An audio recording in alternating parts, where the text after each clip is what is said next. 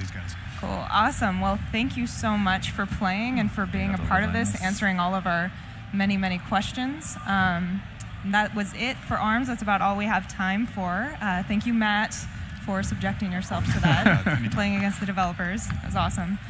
So up next, we have Super Mario Odyssey. So stay tuned for that, and thank you for watching ARMS. Bye. Bye.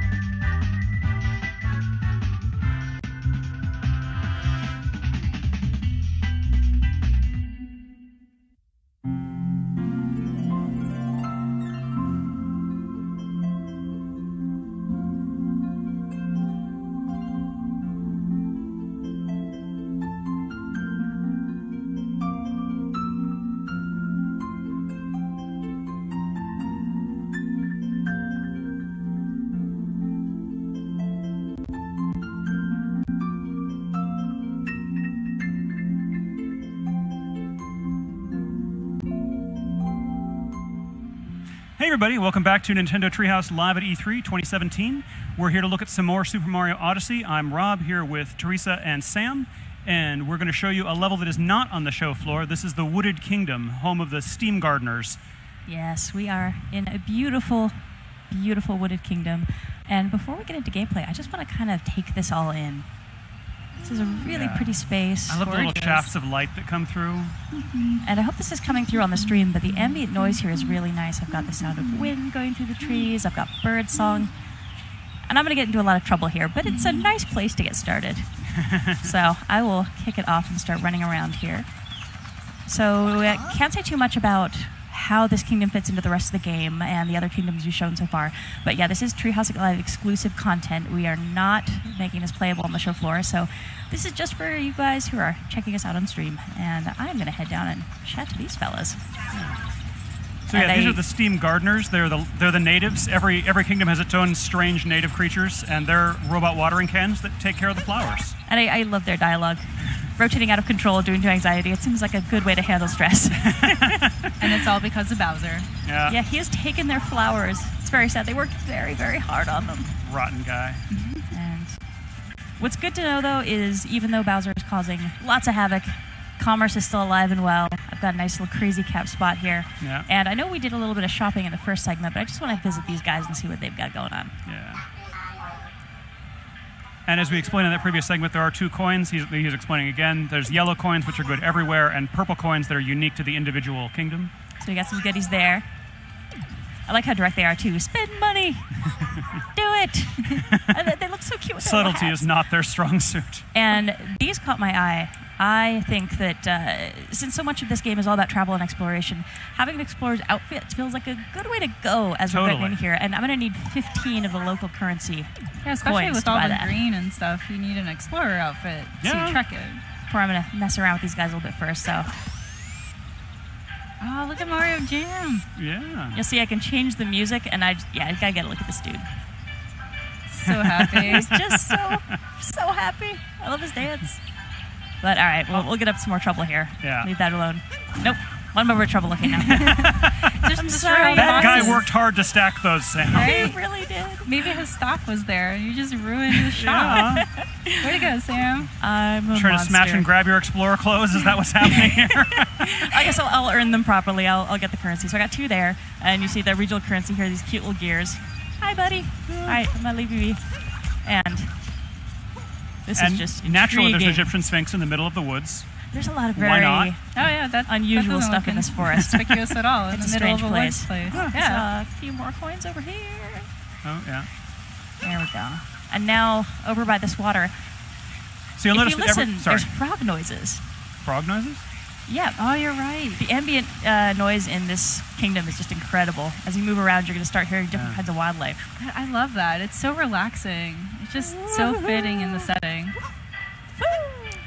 I was just going to comment that every time you get one of those regional coins, it comes up with, X of 100, and that's because there are, exactly 100 in this kingdom, and they're all, in specific places. So that this is an additional collectible along with power moons and a few other things that you can find throughout the game to keep you busy almost forever. This game is huge. And that is a suspicious rock, but I'm going That to leave is it alone. super suspicious. So I love that this game is really taking so much of inspiration and so much of its DNA from Super Mario 64 and Sunshine. And 64 is, I think, straight up my favorite game in the Mario series. And any other folks watching who are also 64 fans, you'll remember the rabbit in the basement and how much that rabbit drove you nuts. So we have a bunny here, and if I can get close enough to take a peek, he is also wearing an adorable little hat. Are you going to steal his Fabulous. hat? I'm going to try to catch him. Come here, bud. The important thing is that if he's I wearing a want to hat, be he can't be friends. captured. Yes. Oh, nice. That went a lot better than I was expecting it to, frankly. Yeah, That's, that's that actually fun. worked well. Pretty fast, yeah.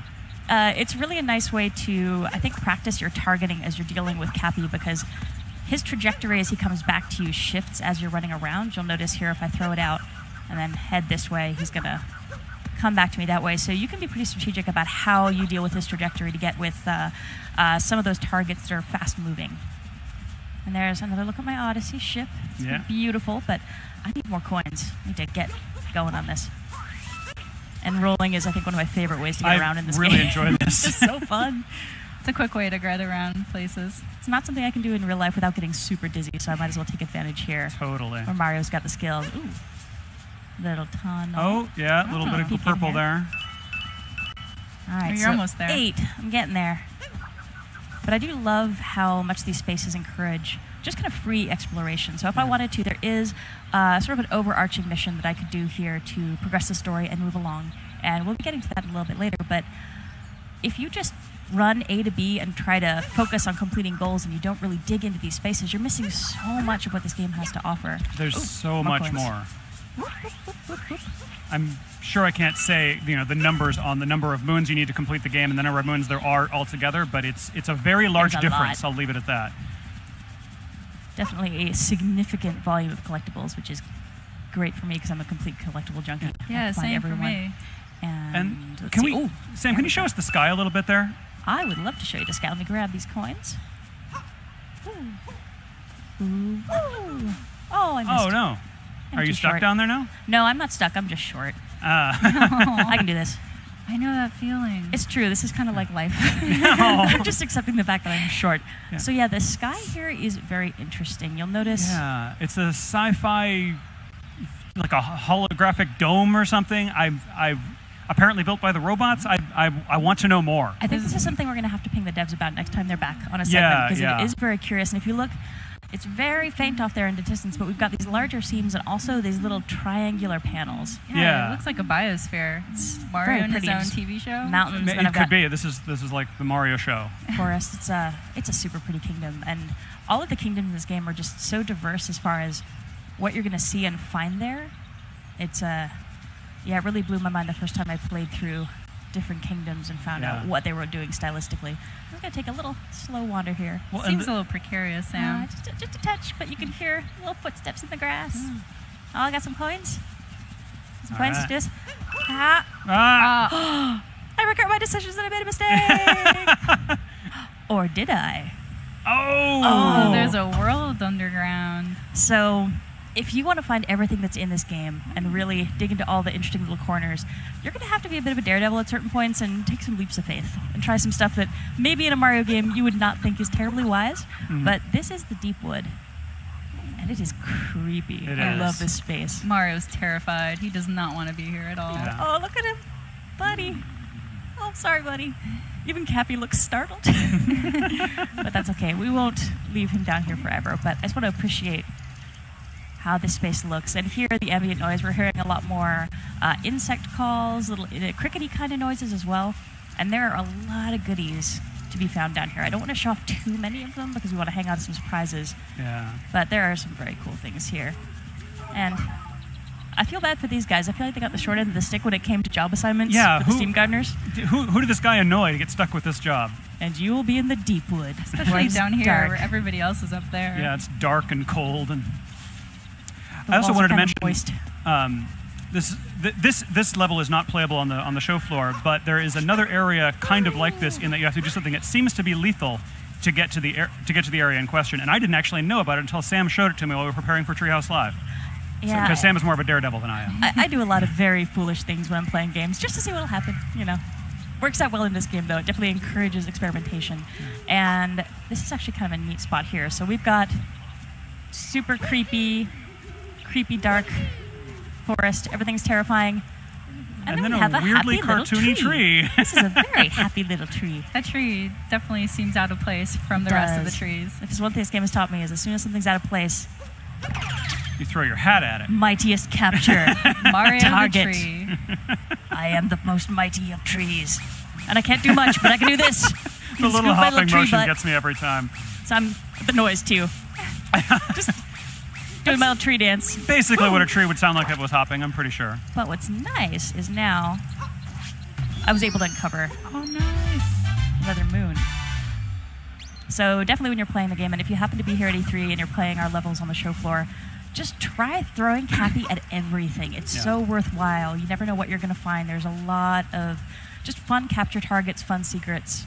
Oh. And they've really built the challenge here where I think whatever kind of player you are, you're going to find some stuff that really feels like it's, you know, in your wheelhouse. It's the kind of stuff that you're comfortable doing.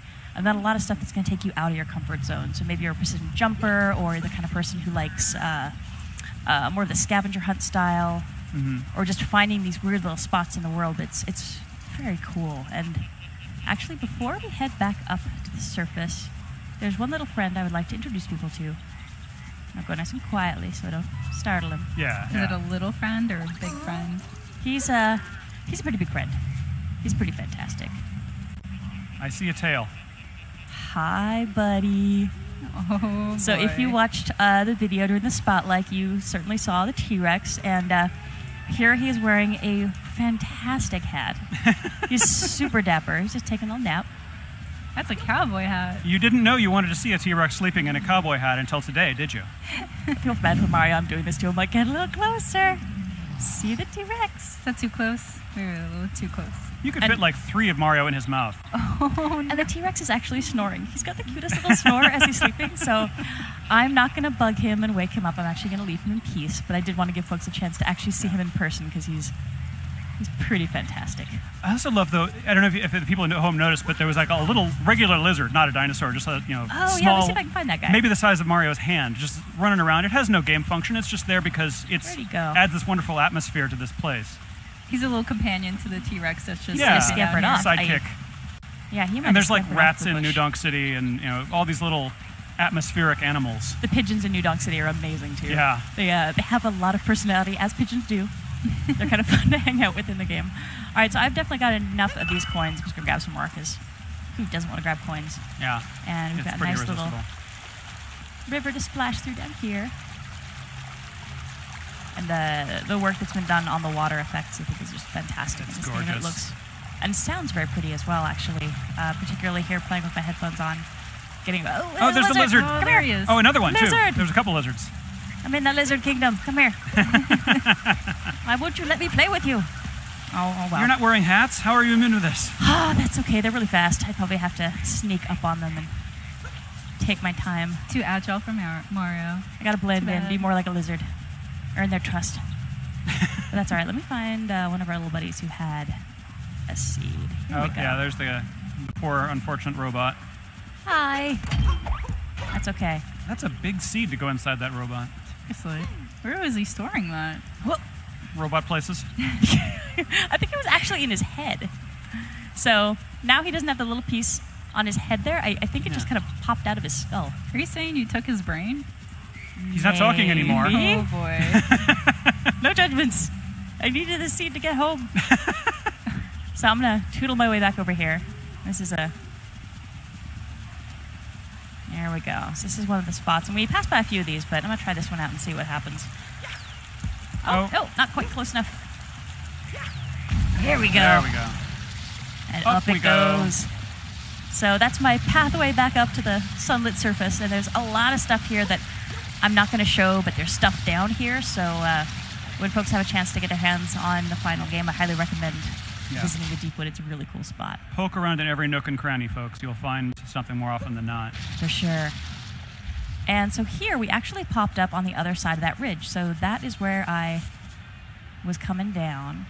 And one of my favorite capture targets is over here. So I would like to introduce our viewers to this wonderful little critter. Yeah. This is an uproot. As I suppose you can tell, he's got little planty legs. Yeah. And he goes up and then springs back down. Yeah. And let's actually take a better look at him. And his Hi. flower pot counts as a hat. So he is all kinds of adorable, all by himself. But He'd look better with a mustache. He's trying so hard to get to look, he's glorious. you. And now you've become one. And his Oh. little hand leaves. I love the way he waves his little He's hand just leaves so around. cute, and he's polished himself to a nice shine. Yeah. He takes care of I himself. think he but- waxes. Yeah, with that little mustache. He He's is pretty shiny. and his noise. Wait, listen to him walk. He's got Waddle, the cutest waddle. little squishy feet.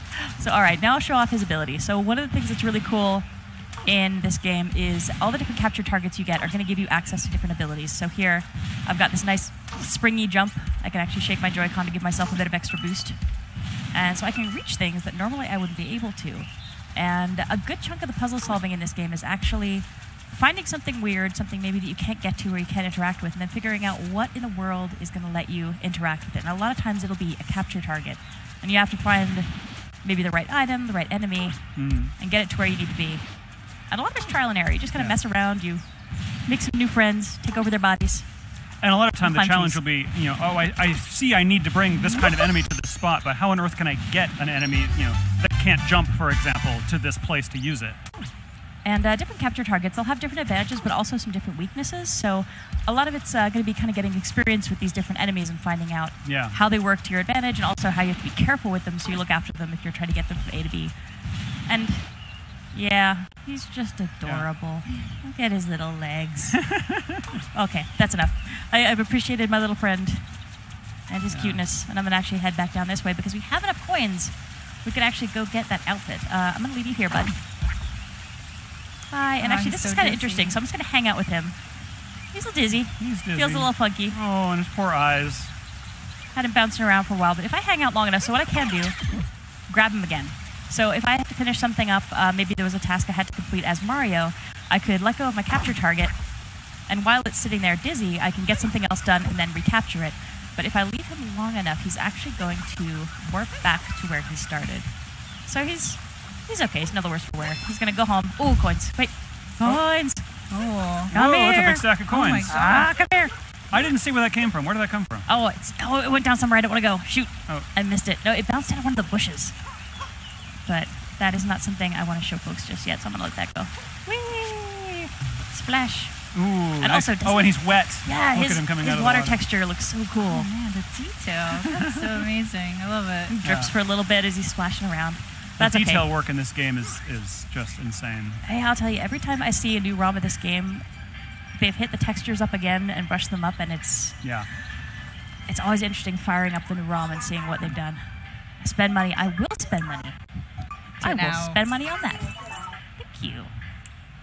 And we showed changing in Crazy Cap in our last segment, so I'm actually going to hang on to these because there's another place that we can go to change, and I'd like to show that off. All right, buddy, thank you as well. Maybe later. Why, thank you. All right, so I have got my... And you'll notice there's souvenirs for sale there as well that are specific. These are the Steam Gardens souvenirs that you can decorate the Odyssey with. Oh, actually, and I'll point those out as well because we're actually going to take a peek inside. So here, I've got a sticker that would actually go on the outside, kind of like a bumper sticker for your car. I can decorate my Odyssey, and then some souvenirs there. I won't scroll any farther, but there's goodies to be had in each of these kingdoms. Yeah, I love that customization. New music. You could just pick and choose how you want your Odyssey to look like. I totally Little dance dig moment. this kingdom, so I'm going to get all of its stuff first. Yeah. And rolling, because Mario has a very strong stomach and he does not get dizzy.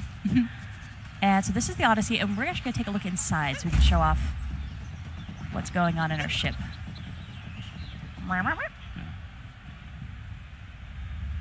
So this is the interior of the Odyssey, and you can see I've got some really interesting shelves up here. So I've got some spots I can put some things as I collect some new stuff. Got a nice little seat. I can just chill out and have a relax here by my coffee table if I want to. But I've also got this closet here, and I can change to my new outfit pieces here. So I'll hit up the Explorer outfit. Nice. Look at And there's even a mirror. boss. Yes, I can actually see if I can get myself positioned right to get the angle. Where am I? Over here. Close. There's my hat. Okay, so I'm over here. There we go. Hey. Yeah, it's pointed toward the Center of the room, here. yeah. So I'm thinking Mario's looking good. I'm feeling Explorer appropriate now, so this might actually be a good time to visit that Sphinx and say hi. Maybe throw a couple rocks around for good measure. Hi, buddy. I'm going to leave him alone for now. That's all right. So let's head over here and pay this fellow a visit.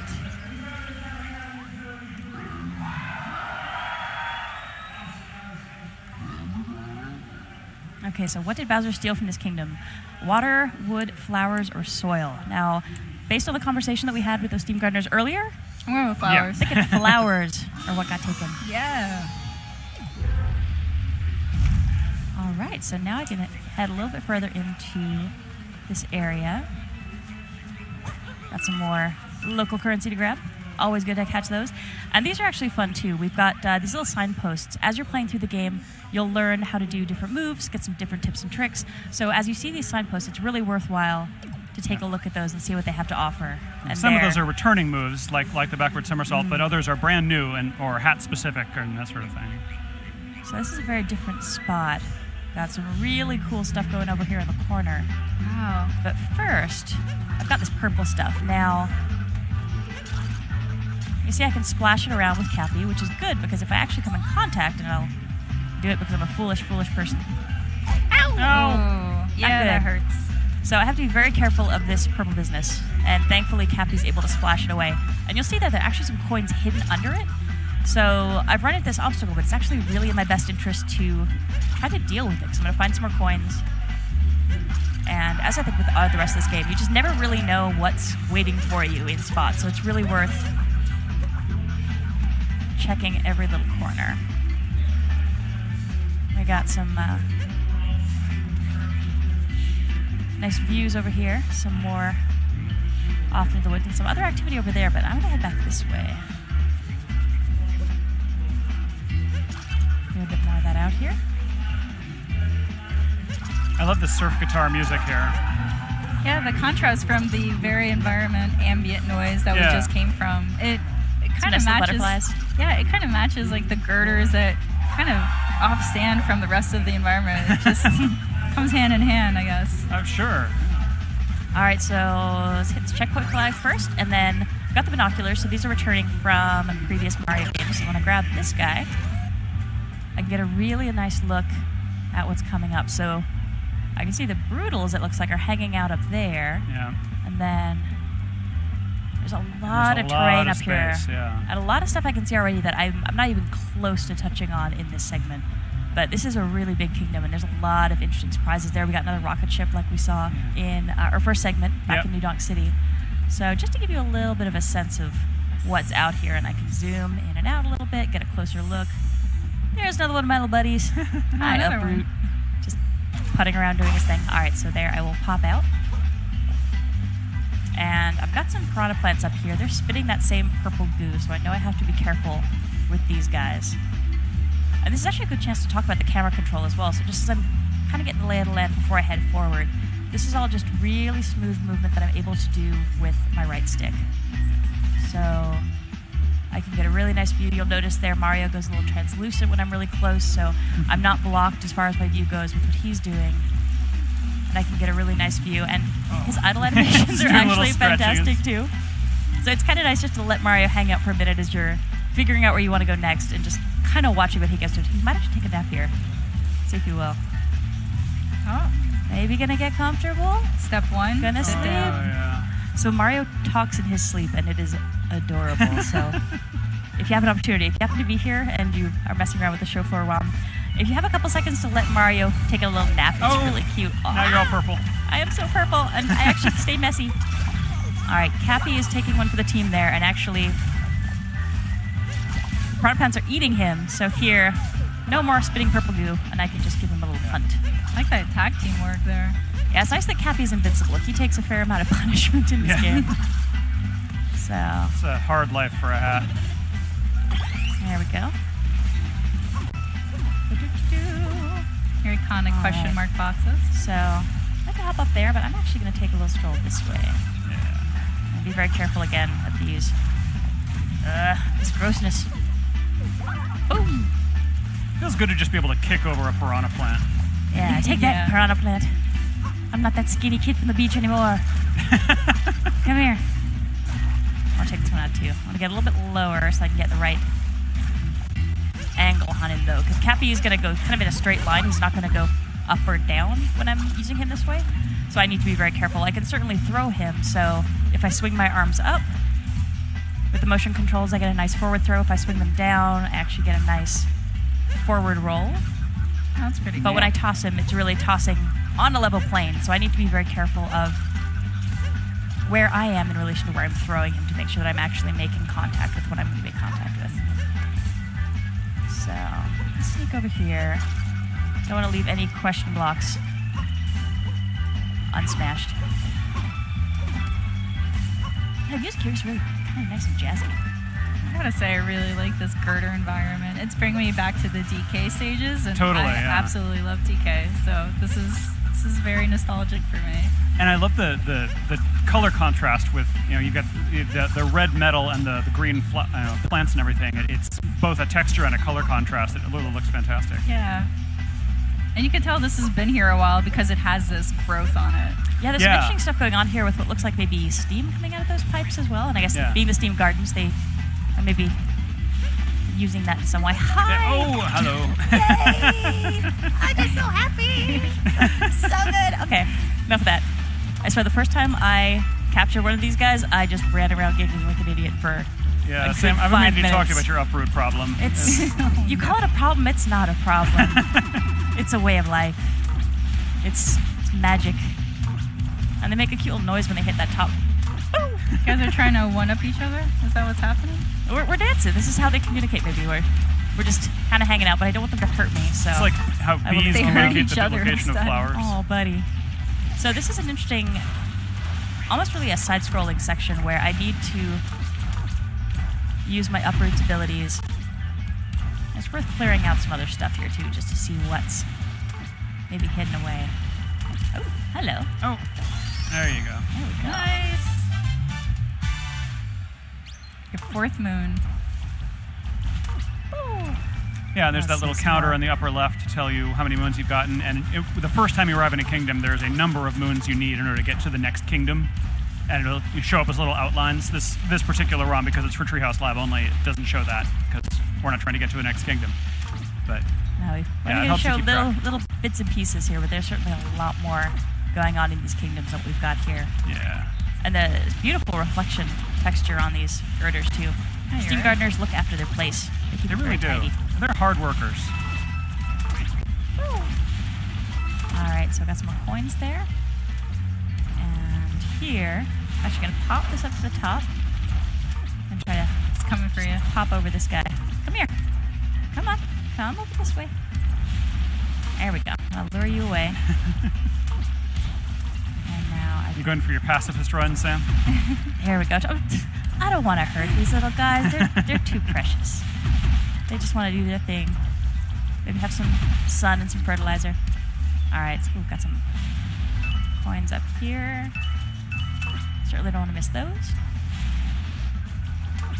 And we're getting very close to our objective, so this is the next spot. And these little checkpoint flags There we mean you go. can warp there in the future, which is I'll actually let my little buddy super handy when you're going rest here. back later for completion goals and such.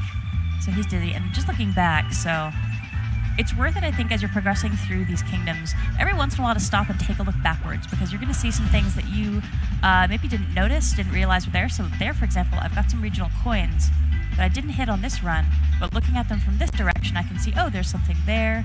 There's some other interesting stuff going on in that corner, too, so it's certainly worthwhile, backtracking Yeah, yeah. and taking another look at spaces, and there's a whole bunch of stuff over here. Sure, that I just especially not when had a you're a chance to hit. completionist, then you want to get every single moon and every single item that the world Yeah. has to offer. Oh, yeah, and this game will keep a completionist busy for a good long Oh, while. yeah. There's so much stuff to find here. Oh, so here we go. That little Piranapont actually made the mistake of chomping onto that rock I threw over. Oh, But I will leave him to rest now. All right, I'm ready. Boom! Nicely done. I'm going to clear out some more of this because I want to make sure if there's any goodies under here, any hidden coins. I want to find these, and there we go. That cap spin is really handy in that spot. yeah. That looks And- really good too when you execute it. Yeah, the cap spin's a great move for clearing territory around you. If you've got a lot of enemies nearby, or maybe you have, like in this case, a lot of this toxic liquid nearby as well. It gives you a really good kind of circle of protection around you. And it can be actually helpful for some boss fights as well, just to give yourself a little bit of a perimeter of safety. Your turn, buddy. I'm sorry. You gotta go. And here, Oh, it's a big we've one. got an impressive big piranha plant going on. If we take a look closer up here, I might actually see. Oh, And there's the Oh, brutal you're getting ship. close to them. they're our friends. The HMS Brutal. Beautiful, beautiful wedding planners. They live All up right. to their name. They're pretty brutal. brutal. They are brutal as well as being bridal. Oh, it's a hard job, and Yeah. it's a cutthroat business. Gotta make yourself stand out, and maybe being willing to take on all challenges and fight people is how they make their wedding planning firm stand out. If you have enemies intent on stopping your wedding, these are the folks to hire. Yes, good to note. So there. Oh, the rock. It's not All tasty. right. I'm sorry, buddy. Oh, I know that didn't taste good at all. Okay. I want to get you, though. All right, almost there. Sam, we're just about out of time here, Sam. Perfect timing. Done. Yeah, well done. So that was the Wooded Kingdom, which is our Treehouse Live exclusive area for E3, and hope folks enjoyed taking a look at it. Yeah, thanks for showing No it. worries. Sam. So up next, there's the Splatoon 2 World Inkling Invitational, and that's happening in just a minute or two. Tomorrow, we're going to start with information on Pokken Tournament Deluxe, with a Treehouse Live segment on that. Then we'll have the Pokken Tournament Deluxe Tournament, which is a little hard to say. And then after that, sometime in the early afternoon, we'll start with Treehouse Live again, starting with Yoshi. So thanks very much for watching, and I hope you stay tuned for the Splatoon 2 tournament. Bye, everybody. Bye.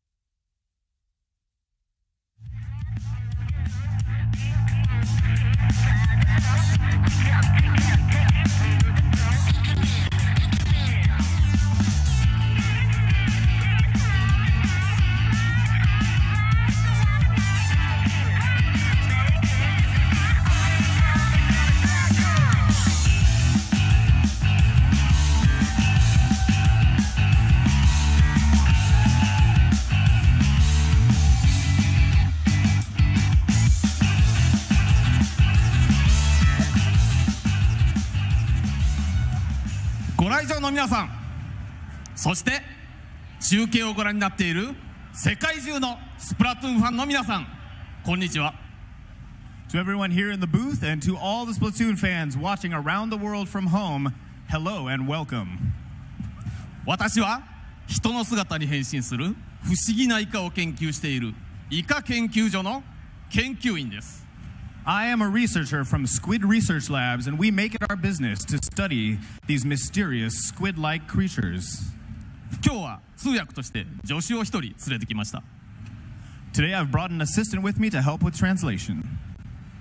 スプラトゥーンの世界大会がいよいよ開催されます。 Well, it is finally time for this worldwide Splatoon 2 tournament. いかがですか皆さん。この世界各地から4つのチームが並んだこの光景。 What do you think, everybody? We've brought together 4 of the best teams from around the world. まるで昨年の10月、任天堂スイッチにおいて新種のイカが発見された時のあの光景が蘇ったかのようです。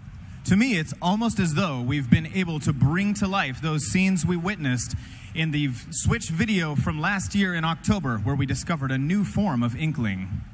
発売前から世界一を決めようというのもちょっと気の早い話ですが、 While we may be getting a bit ahead of ourselves to decide the world's greatest team before the game has been released, 今日は各地のスプラトゥーントーナメントを勝ち抜いたトッププレイヤーたちの熱い戦いを皆さんと一緒にじっくり研究したいと思います。 all of these players have won their own regional tournaments to get to this stage, and I look forward to enjoying and researching their exciting Splatoon play with all of you.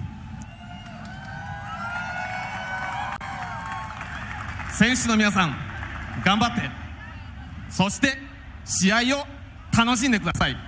To all the players here, we wish you the best of luck, and most importantly, make sure to have fun. Good luck!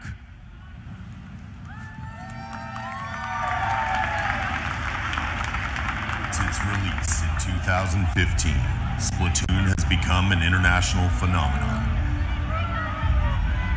Teams have battled, they've splatted, and they've made it rain.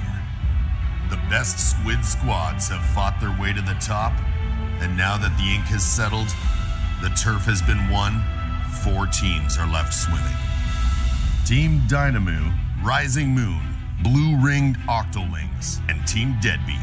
Now they've descended onto the City of Angels to take part in the first ever 2017 Splatoon 2 World Inkling Invitational.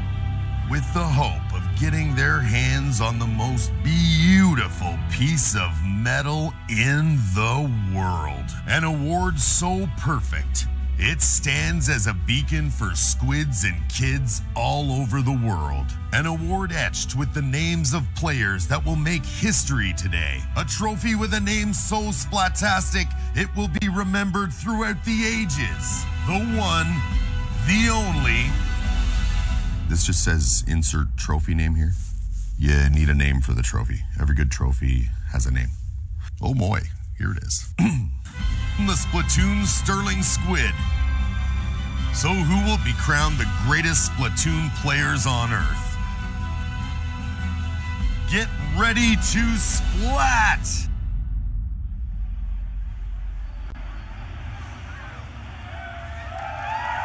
Good afternoon, E3, and welcome to the 2017 Splatoon World Inkling Invitational. I'm Jordan Kent. I'll be your spray-by-spray host for this tournament. Joining me on my left, we have Ashley Esqueda, our lead Splatalist, and on her left, our Inkspert from Nintendo Treehouse, Eric Smith. As you saw, we have 4 of the finest Splatoon teams in the world converging right here on this stage for a fantastic tournament. And before we get to the tournament layout, Ashley, these teams have inked their way through some of the best competition. Share a little bit with us as far as their journey to get here. They have all come a long way to get here. Dynamute in Japan beat out over 700 teams collectively at the Koshien, Splatoon Koshien. And then Deadbeat, U.S. Inkling Open champions, only dropped 1 match, which was amazing. Blue Ringed Octolings ended up winning the 2017 Australia-New Zealand Splatoon Cup. And then Europe, Rising Moon, coming not only beating everyone in their home country of France, but also all of Europe in the ESL Go for Splatoon Europe Grand Final. Very impressive resumes for all of our teams. And Eric, why don't you share with the folks how things are going to get started with this tournament today? Sure thing. We're going to start with a round robin where each team will play each other once. We'll then move to the elimination phase, where we'll have some best-of-5 series, and then the grand finals, which will be a best-of-7. You mentioned that best-of-5 and then the best-of-7 in the grand finals. You'll get a chance to see a variety of game modes and maps on display in this tournament build, and it's very exciting to see what these teams can do. They've had a chance to familiarize themselves with the game, and one thing that we see from these teams here, Eric, is just their ability to communicate so well. Share with us how these teams will be communicating today, and then of course when we get our hands on our copies a little bit later, how we can communicate with each other. But of course, so these teams today are wearing the same sort of headsets you see like on other sort of competitive video game competitions. But when the game comes out, players will actually be able to voice chat with each other via an app that you download.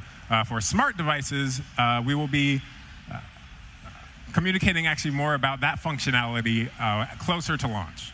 Obviously, getting the chance to chat with each other, very important. And Ashley, we get started with Turf War here. It's how we all fell in love with Splatoon at the very beginning, our very first introduction to it.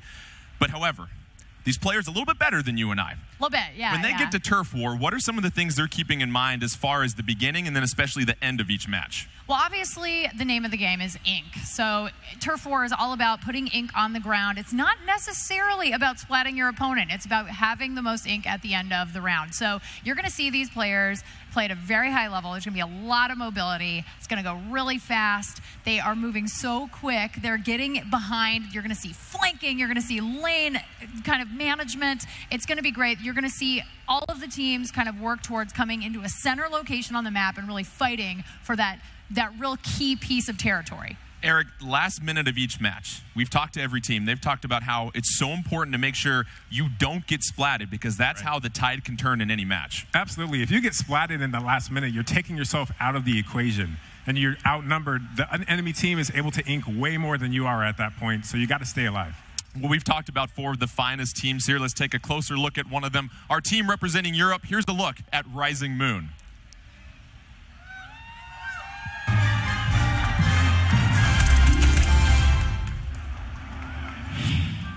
Stonehenge, Easter Island, Roswell, Rising Moon. This team, comprised of so-called Europeans, has traveled to Los Angeles to compete at the 2017 Splatoon 2 World Inkling Invitational. But where did they really come from? Anonymous sources trace their origins back to the mysterious place called France. These alleged shapeshifters have adopted the guise of a polite demeanor, yet beneath that facade lurks some of the most intense, cryptic, and enigmatic gamers looking to dominate the competition and the competition's children. Binks is an unhinged maniac with the blasters, and the mainstream media doesn't want you to know that after achieving rank of S+99, he immediately devoured his controller. I did achieve S+99, but I did not eat my controller. Why would anyone do that? The real question is, why wouldn't anyone ever not do that? Cebu, Boy. It's Cebu. If I'm not mistaken, that's an ancient Mayan word meaning government covert government operative. I don't think that's actually true. How much are they paying you to say that? Nobody's paying me. How much? The one known as Cebu supposedly once annihilated 7 Inklings in 20 seconds. Then there is the one that message boards have dubbed Inky. This one has a reputation for lording over his minions in tower control. You know, I'm just here to have fun. If we win, we win. If we lose, we lose. And if you're exposed as an Inkling race looking to achieve global Splatoon domination, then we win? At least 12.5 anonymous message boards have designated Desai as a Charger fanatic who has played over 3,400 hours of Splatoon. We're just here to have a good time and play Splatoon. We just love the game. And you have an insatiable thirst for the ink of your enemies? No, we'll just play them and hope we win. It might look like Rising Moon is just an ordinary team who simply loves to play Splatoon. But they won't pull the wool over my eyes. Wait, did you see that? Did you see his eyes? Come back here. I knew it.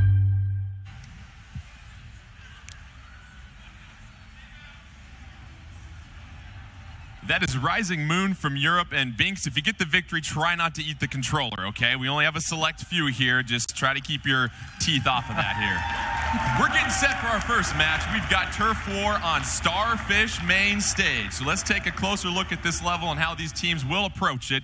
You look at Starfish main stage. And in the middle, obviously a main stage. How fitting is that? The team that can lock that down, and that's going to be point number 1 on our map as we take a closer look. When these two teams get started, they're going to want to work their way to the middle of the stage here, Ashley. And Ashley, once you get to that middle of the stage, it's important to get a push into the enemy territory as well, too. Indeed. You want to cut off any lane that your enemy is going to be able to come at you from. The main stage is really interesting because it is a little bit raised, so you're getting a really nice advantage from which to splat your opponents. Yeah, there are a couple of side entrances to that main stage where if you're on it, you have to watch those or someone could sneak up behind you too, though. And it's also interesting because there are a couple points in the main stage where if players are maneuverable, they can get to some perches and get some leverage and really try to flank the opposition, Ashley. Yeah, this is going to be a key strategy on main stage. You're going to want to get up high, especially the Charger players for each of these teams. If they're running a Charger, you want to get that sniper up to the highest nest you can possibly find, even if it's the smallest sliver of inkable space, and have them start taking out their opponents. And Ashley, we were talking with Dynamo before things got started, and they said it's very important for each player to have a specific role. So that means you're sometimes going to see different weapons from different characters, not everybody rolling out with the same weapon. Yeah, you definitely want, we call it, if you're not familiar with competitive gaming, we call it a meta. So you want to have a really good balance. Some weapons don't perform as well long range, but you would see a Charger kind of take on somebody with a roller. So it looks like we are getting started. We're going for it. We are getting started. Our very first match, Starfish, main stage, Dynamo going to be in the pink. Meanwhile, Rising Moon in the yellow. Rising Moon, they're going to go with the Heavy Splatling, a Slosher, an Octobrush, and a Dynamo Roller. Meanwhile, Dynamo, they've got a Charger, a Splattershot, Pro, a Slosher, and a Roller. Early splat right there by Dynamo as they get the initial 4-3 advantage on the field. 2:30 left in this one, and already, actually, we see Dynamo going towards the middle of the map. Yeah, Dynamo and we've got Kakashino and Dynamon getting taken out right there on the main stage. Binks is still up with a Slosher, going crazy up there, trying to establish kind of positioning, and Muscular is coming up and going to try to support here with a Roller. Both teams fighting hard for that main stage right now. Nobody's really wrestled control of that. However, we start to see Rising Moon with the majority of the ink in the middle of this map. They're going to look to try to make a push into Dynamo territory here, Ashley. Yeah, it's really interesting that you can see some of Rising Moon haven't quite filled out their area yet in terms of ink, and we're going to hopefully see them do that. What's going on over there? Dynamon with the absolutely terrific splat on Seibu in midair. That's going to be critical. It's now a 4-3 advantage on the field for Dynamo.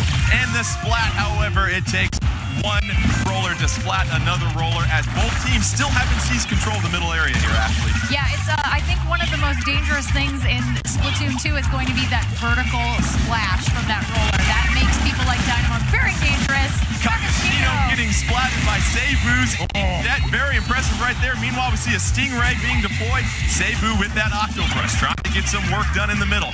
Meanwhile, Dynamo controlling the middle of this map still. Nobody able to make that initial push quite yet. However, we see Seibu getting splatted once again by Dynamon. Yeah, Dynamon is really dangerous. I mean, that's his name, Dynamon.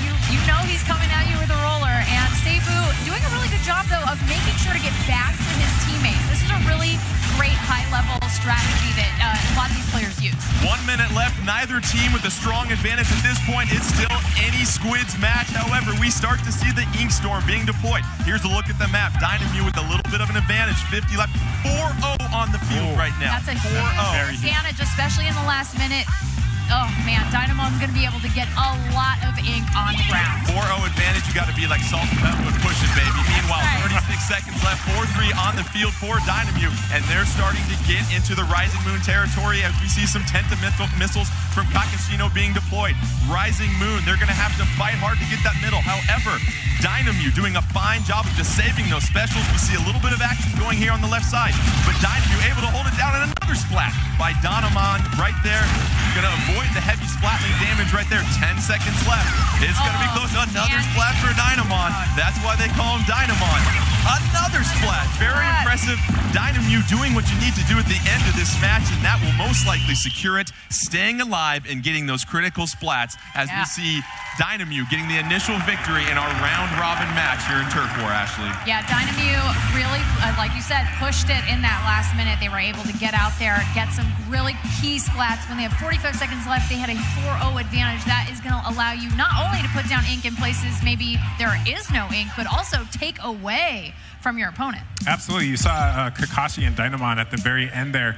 Splatting opponents at the 1 minute mark. They both had 7 splats total, and so we actually talking about that that splat statistic actually at the end of a match. Yeah, this is really cool. So in Splatoon 2, instead of a how many times you got a splat, how many times you got splatted, we're going to see a combination of splats and assists. So this is going to be a really helpful thing for a lot of support players to get some of those really big numbers up on the screen, because if you're the Gretzky of Splatoon, I mean, you want to be rewarded for that. You want to be appreciated.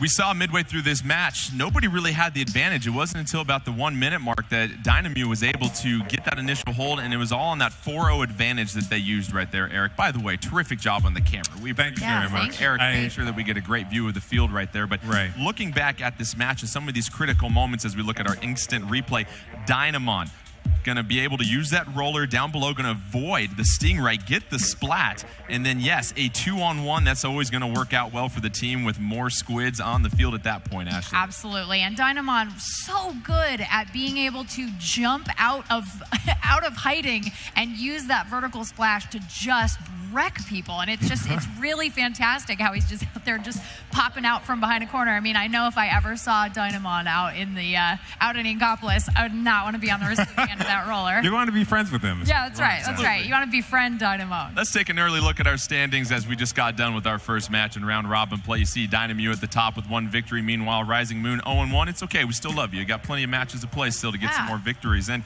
so many new mechanics in this game here, Eric, and it's interesting to see with these players. One interesting thing that we oftentimes see in the meta, that word that you threw out there, Ashley, was a lot of teams were going with that quick respawn, stealth jump. That's not an option this time around, so it's interesting to see how these teams might adjust to that. Yeah, a lot of players were using those that combination of those abilities because you were able to, even if you got splatted, you weren't punished so much. And when you did come back, you were able to jump back into the front lines, and using the stealth jump, people wouldn't see that beacon that shows where you're landing. In this tournament edition, we don't have those. So, and also the which one works differently? So stealth jump and quick respawn. Quick respawn's different this time because you mentioned you have to get splatted multiple times for the quick respawn to work. And if you're any professional player or this elite level, you don't want to get splatted multiple times in a row. That's not going to help you out. If you're 1-to-1 in terms of a ratio or better, so if you are splatting more than you've been splatted, quick respawn's not going to do a whole lot for you. Basically, I'll be respawning very quickly throughout the entire. You've already looked at Rising Moon from Europe. Let's take a look at another one of our teams from Australia/New Zealand. These are the blue-ringed Octolings.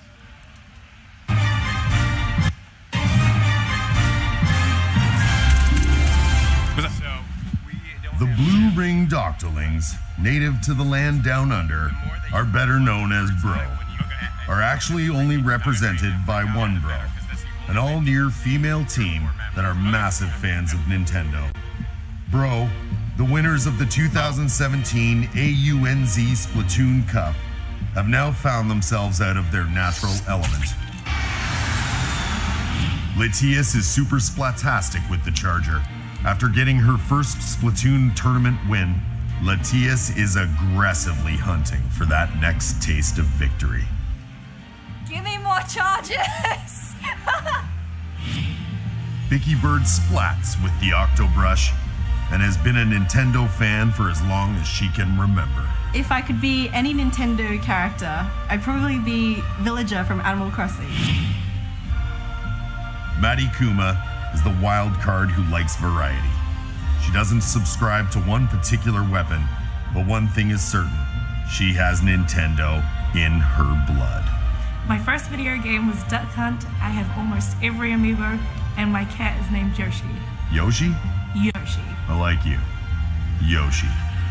Yeah, Yoshi.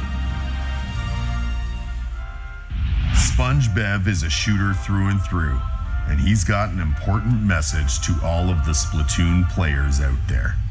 I've never been so ready for something in my entire life. Watch out! Very insightful.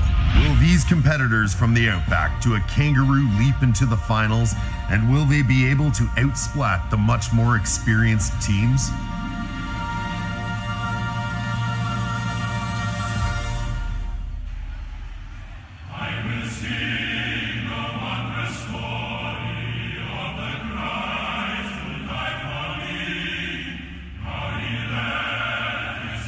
You guys okay? You can go inside now. Hey guys, Team Bro. Left foot, then right foot. Inside the door, okay? Just close your eyes and go into the building. Everything's gonna be fine. Just go inside.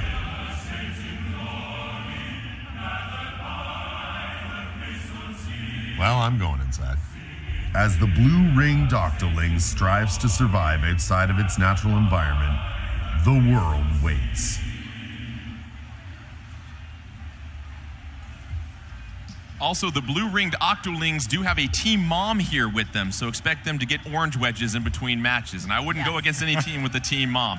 We're getting set for our very next turf war. It's going to be on the reef, and let's take a closer look at this reef level. It's going to be one of the new ones in this game, of course, and pretty simple when you get to turf war. Essentially, you want to make sure that there's going to be an overpass area at spot number 1, Both teams can either attack from up top, Ashley, or go underneath the overpass to get an angle on the opposition. Yeah, that bridge is going to be a highly contested area.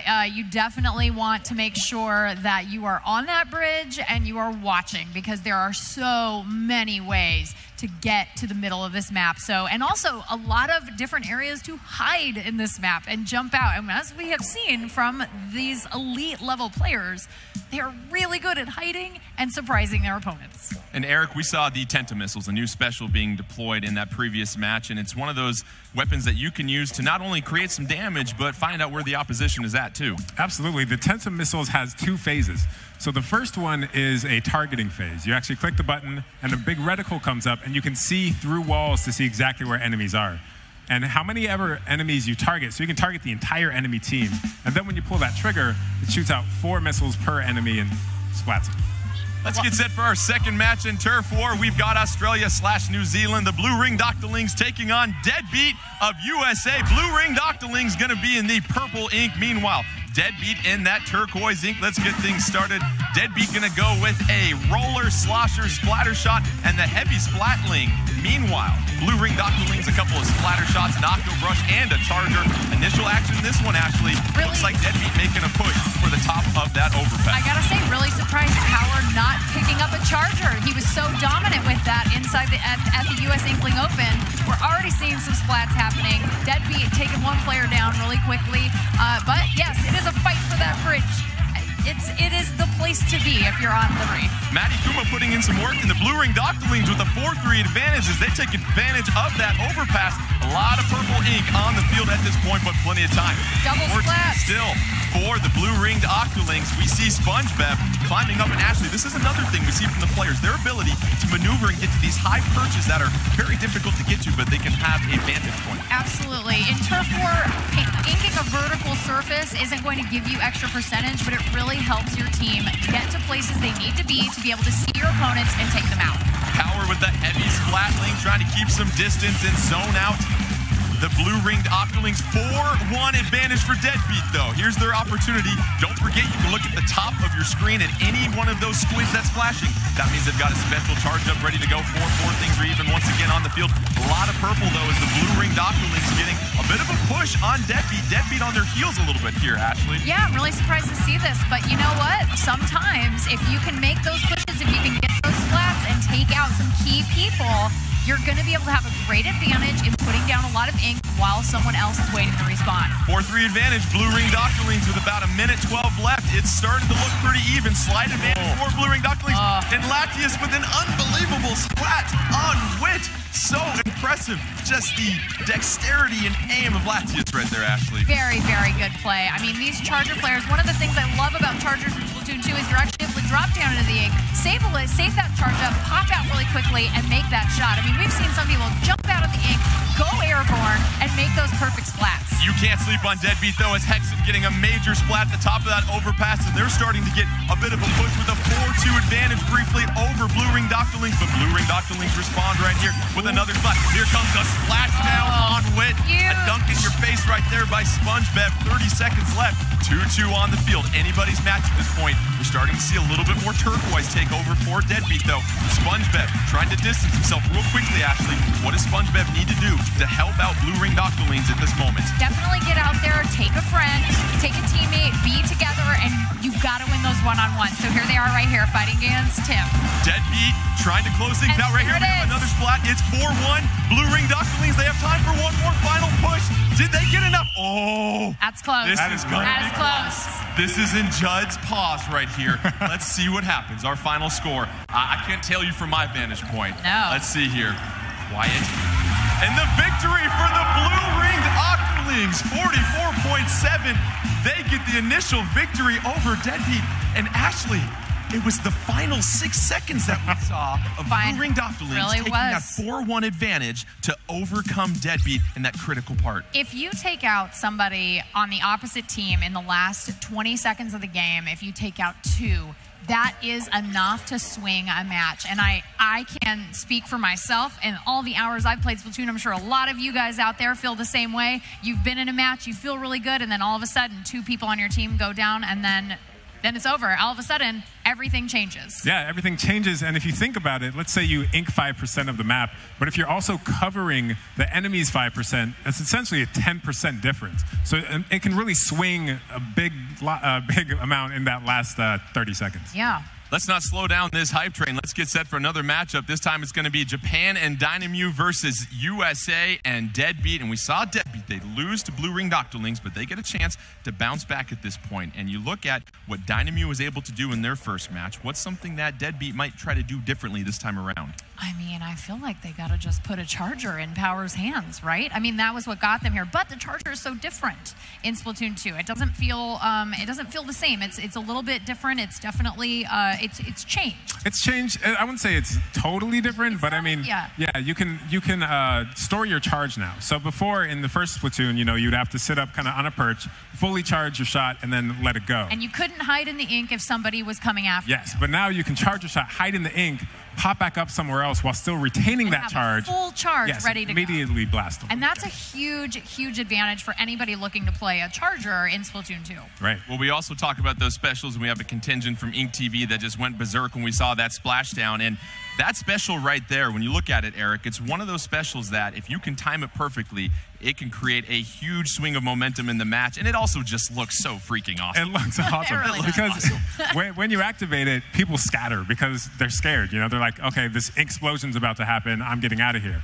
But you also can actually execute it while you're in the middle of a going to create this huge explosion, taking out 2-3 enemies possibly. Yeah. It's a new Splatoon, which means we have yet another new map as they get set for Turf War. This is going to be Humpback Pump Track, Eric. And what's unique about this level is the other ones we've seen, there's sort of a middle area, and then each team has their respective half of the map. Humpback Pump Track, though, it's going to be a circular map with a lot of ways to access that major hump in the middle. Right. That major hump is very important to hold down because it gives you such good sight of the entire 360 map. And there's so many ways to approach it. It's going to be hard to hold once you do get it. But Ashley, we also have this outer track right here where, yes, if you have a BMX, you can pop a couple wheelies on the outside as you're spreading some ink around the area. You've got to really keep your head on a swivel when you see how many different ways that you can get flanked on this map. Yeah, exactly. I mean, this track is actually a really key part of this map just because this is going to enable your team to get all the way around the map, get behind your opponents, take them by surprise. And if you can keep that lane open almost all the way around, you're probably in really good positioning to get some key splats.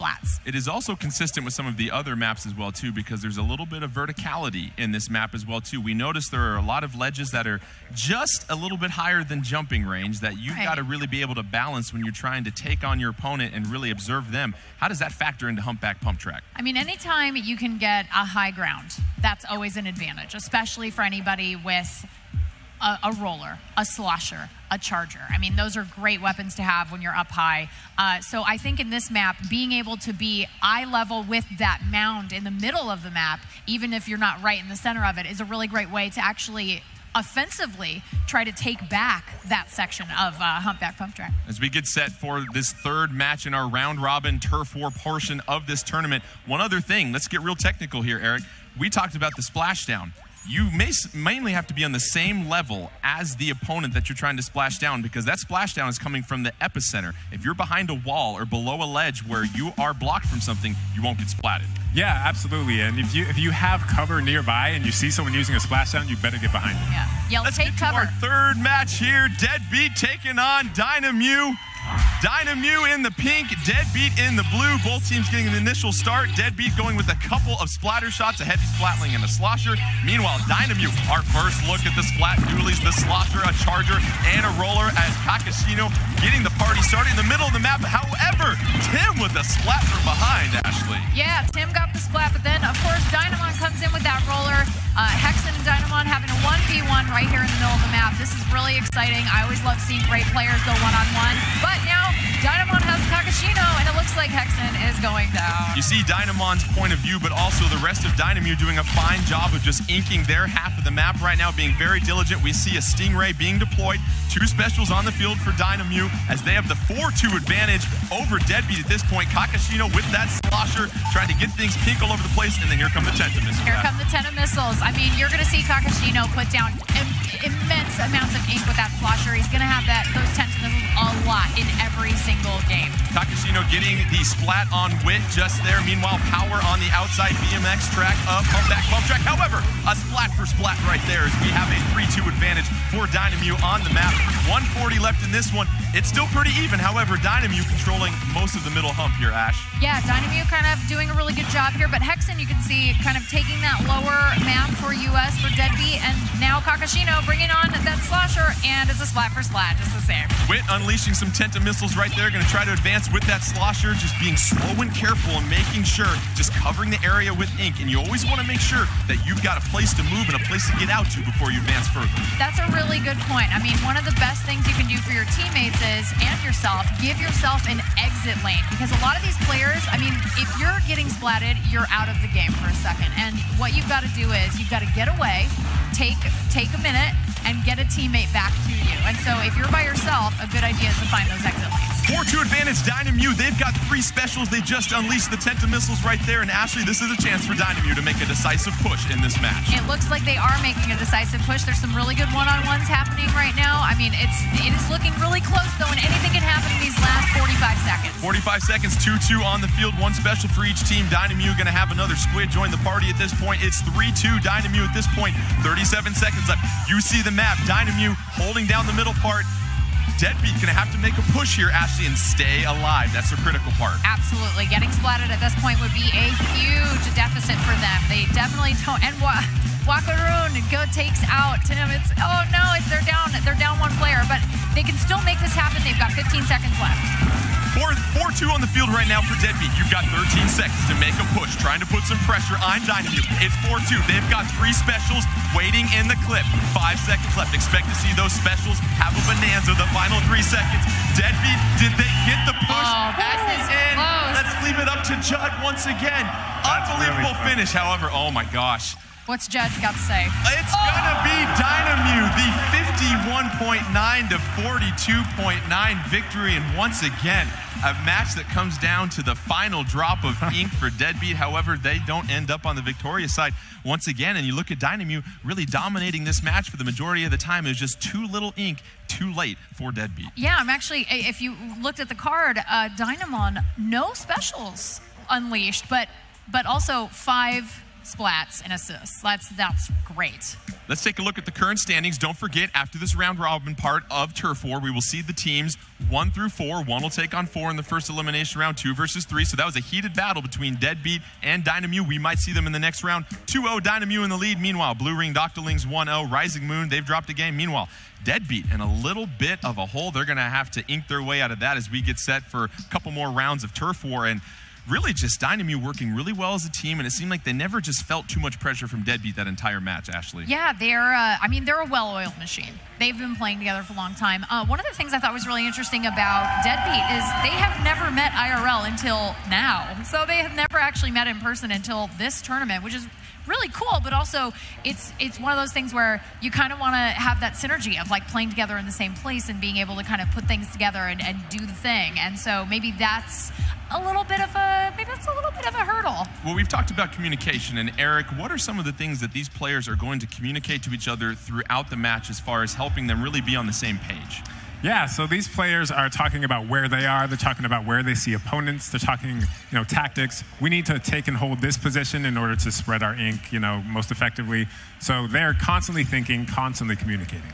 And you really look at what Deadbeat was able to do last game, late in the round. They had those 3 specials, but they just needed a little bit more time. So you wonder if Deadbeat maybe might 5 more seconds. 5 more seconds. They might go back to the drawing board and rethink some things for sure. We're going to get set for our 4th matchup right now. We've got the Blue Ring Doctorlings from Australia/New Zealand taking on Rising Moon representing Europe. And we've got yet another new map to highlight. We're going to have Muscle Forge Fitness this time. And when you look at this map here, Ashley, it's really about what we call that rock climbing pyramid in the middle of this map. And when you highlight that, it's really interesting to see how teams can sometimes live up there, but then if you fall down from that pyramid, there are some narrow channels. Yeah, you can make things happen. If you don't take over the pyramid, that's okay. You can still work all of the different little side areas. You can try to cross the great into enemy territory and kind of cut off those avenues. You're going to see a lot of bombs going up over into the enemy area. There's a lot of great ways to sort of stop your opponents from even getting to that center pyramid. Yeah, absolutely. Cutting off your opponent's lane of attack is one of the most important things you can do, so because you limit their movement, and movement is everything. And lastly, this map does have that little bit of an area that we talk about, Eric, where there are some ink-proof walls where you can't really make much of a push beyond that. So these teams will have a little bit of a safety net if things get a little too overwhelming to make a pushback. Right, and there's usually a couple of ways you can get out of that part of your base. So if, you know, an enemy is kind of camping one spot of that, you can take a different route. Rising Moon getting set to take on the blue-ringed Octolings. And the blue-ringed Octolings, Ashley, they get the victory over Deadbeat in the opening round. And it was interesting. We had the mixer the other day, and they get a chance to play a little Splatoon 2. And it's not on the teams. You're mixing it up, country versus country. They felt very confident after they had a hands-on approach once again with this specific build. Yeah, I really liked how when we spoke to them, they said, you know, the cool thing is we feel confident because we all have the exact same amount of experience with the game. No team has played more Splatoon 2 than somebody else, and so I think that's really apparent here. I mean, we had I would consider that to be an upset, our first upset of the day. As we look at some of the other specials, we saw a couple of the Stingrays here, Eric, and we'll maybe get a chance to see that in this map. But really, these players are getting familiar with what specials play well with not only their individual playstyle, but the team playstyle. Yeah, and there's a limited amount of specials they can use, so they need to plan to use those as effectively as possible. Let's get this fourth match in our round-robin tournament started here. We've got Rising Moon in the orange. Meanwhile, blue-ringed Octolings in the purple. Rising Moon going with a roller, slosher, Octobrush, and a blaster for our first appearance. Meanwhile, blue-ringed Octolings, 2 splatter shots, a Octobrush, and a Charger, as we already see a couple splats. 4-3 advantage on the field right now for the blue-ringed Octolings.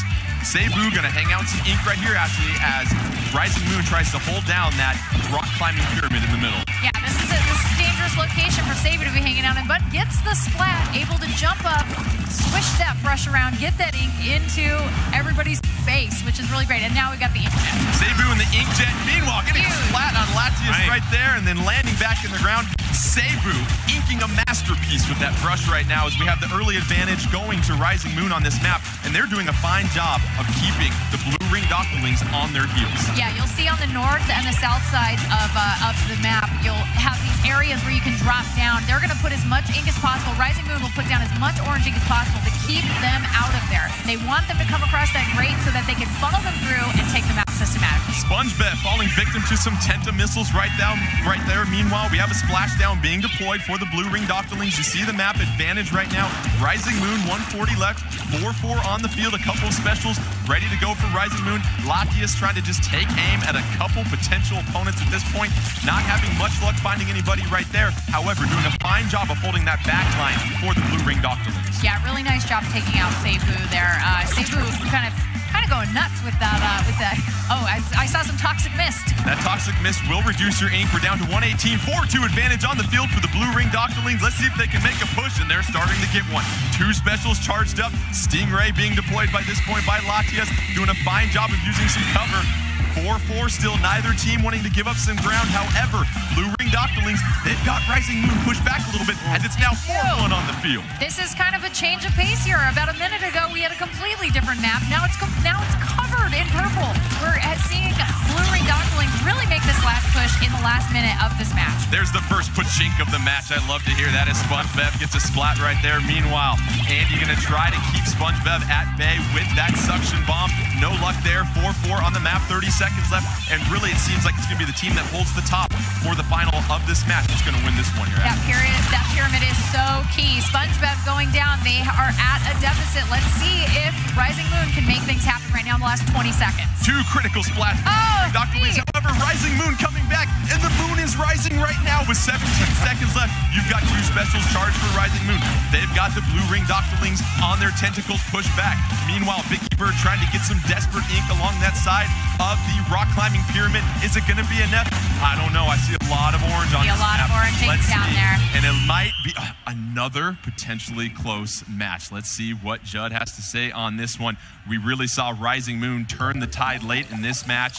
And our final result, that victory is going to go to Rising Moon, 46.7 to 43.8%. And really, we talk about how important it is actually to stay alive. And it was Rising Moon writing that critical 4-2 advantage late in the match to make the push of momentum right there. Yeah, that last 30 seconds is absolutely key. If you are able to convert and get those splats, keep yourself from being splatted, get out of the heat when you're in the kitchen and be like, hey, I gotta wait a second before I do this last push because I'm alone and I don't want to get surrounded or splatted. You wait for your teammate to jump and then you go.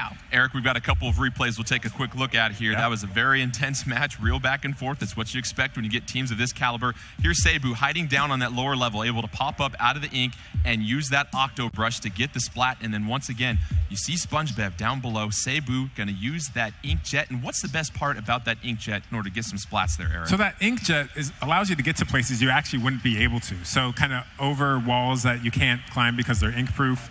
You saw there with Cebu, actually Cebu went around and splatted because able to flank using that Inkjet.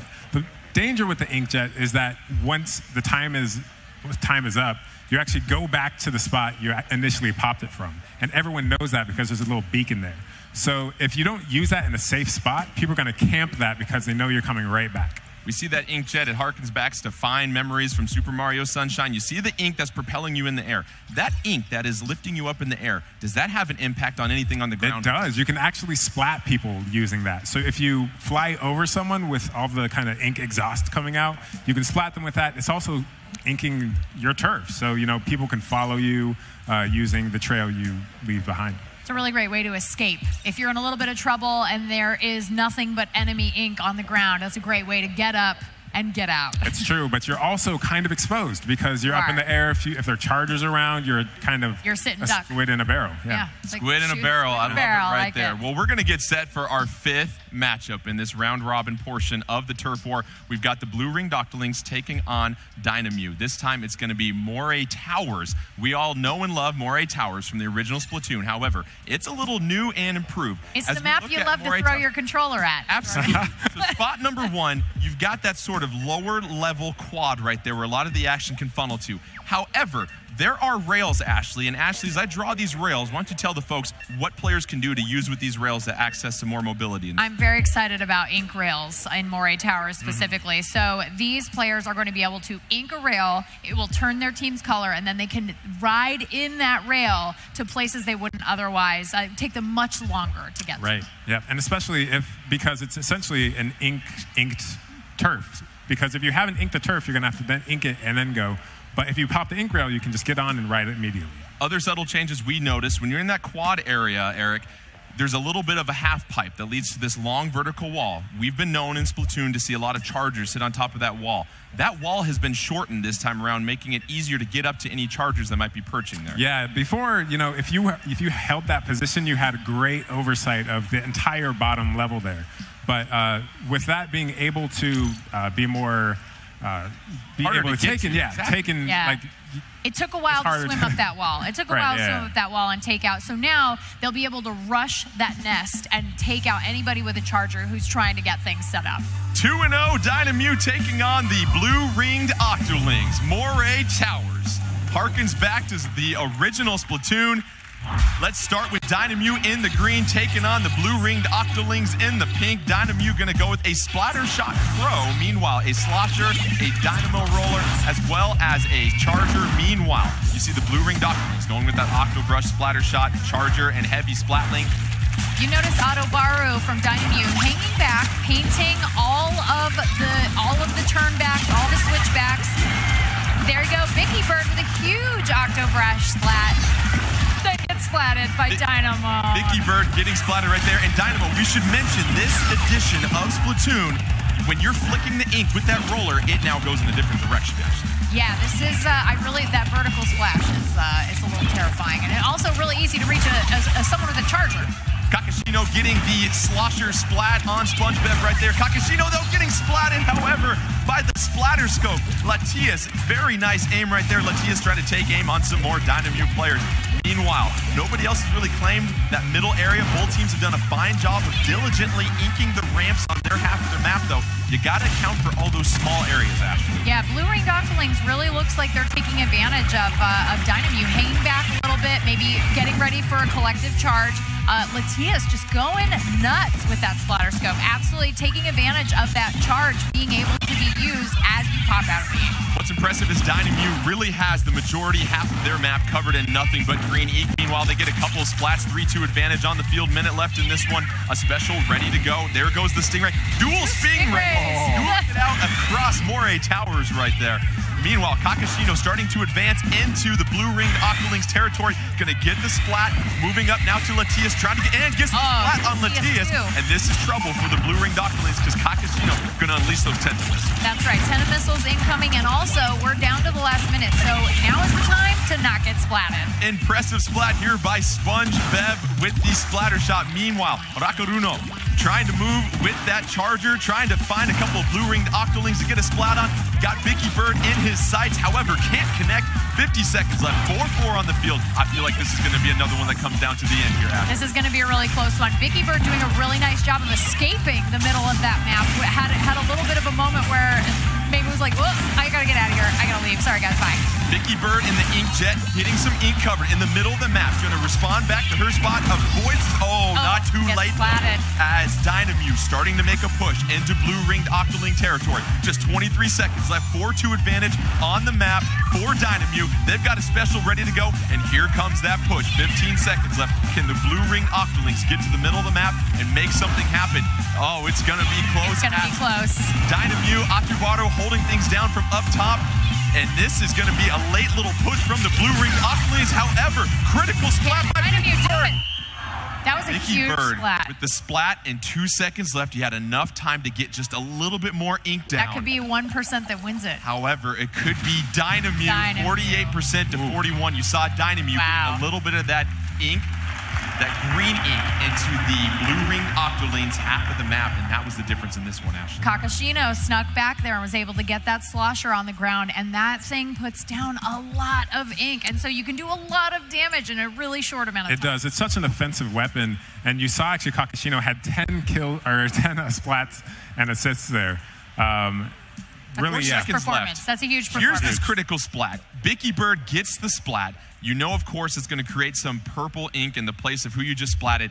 But with 1 second left, could have used about 4 or 5 more to get 4 or 5 more up seconds into would have been the territory for Dynamute. And so Dynamute 3-0, and they just roll through this opening round of Turf War here. Absolutely dominating. I mean, but you know, they're communicating. Obviously, you're seeing them, you know, have strategies. Say, hey, in Moray Towers, let's hold back on Turf War. Let's make sure every inch of all of our switchbacks are covered in our team ink. And we don't really see 100% of that on blue-ringed Octolings. You see Dynamute standing at the top of the standings, 3-0, flawless through our round-robin portion. Meanwhile, this is an interesting matchup here between Deadbeat and Rising Moon. If Deadbeat can get the victory, they're going to tie up with Rising Moon and blue-ringed Octolings. And we do have a tiebreaker in place. We're keeping track of the percentage of turf that was inked. We'll obviously seed the teams based upon who inked the highest percentage of turf in all 3 of those matches. We'll keep you posted on that if Deadbeat can get the victory over Rising Moon. And so, Eric, we've seen Deadbeat struggle a little bit in their first 2 matches to really claim a victory here. What's something they might want to think about? Because we haven't seen Power with that charger yet, relying on that heavy splatling. Yeah, Power has a switch to the splatling, trying to hold that back line and ink as much as possible. But Power, you know, such an effective charger player. We might see him switch to the charger. Who knows? Well, it's also interesting depending on the map as well, too. These players are just now getting familiarized with these maps, so there are some things that you're going to work on with your communication. However, it's really just, we've seen Deadbeat try to turn the tide late in the match, but just like we saw with blue-ringed Octolings, too little, too late. You think about maybe having a more conscious effort to make that push earlier on. Yeah, and I think they really have to capitalize on those one-on-ones. I mean, that's such a key part of being able to win at the end of that last 30 seconds. If you've got to win those one-on-ones. You've got to take out your opponent and get them out of the match. And Eric, as we get set for our final match of round-robin Turf War play, Turf War really helps teach the fundamentals of how you can build upon being successful in Splatoon. As we mentioned before, Ashley, you and I, we hang out in A-B+ land. You're going to be a little bit higher than that, I think, actually. But just slightly, I promise. When you really want to make that turn to become a better player, and the conversation we had with these players, it's understanding how you can have territory control and how you don't just unconsciously go into a particular area. You want to make sure that you are inking area, not only to give yourself space to move, but you decrease the amount of mobility for the opposing team. Right, and Turf War is just one of the modes in the game. It is kind of, as you said, build those fundamentals, but you can use those philosophies you develop playing Turf War in all of the different modes. And also, you know, we do see Deadbeat 0-2 right now, but some teams are better at different modes. So we'll see maybe once we get past the round robin stage, which is just seeding us for that elimination round, we might see Deadbeat actually just destroy the competition. You never know. Let's get to our next map, a new one, Inkblot Art Academy. I love this map. We got a chance to check it out today for the first time, and as we look at this map, let's point out a couple key points with our numbers here. You've got that middle area, you've got some cover right here, Ashley, but also there's a very interesting piece of art on each side of the map. Let's top that, 2 and 3.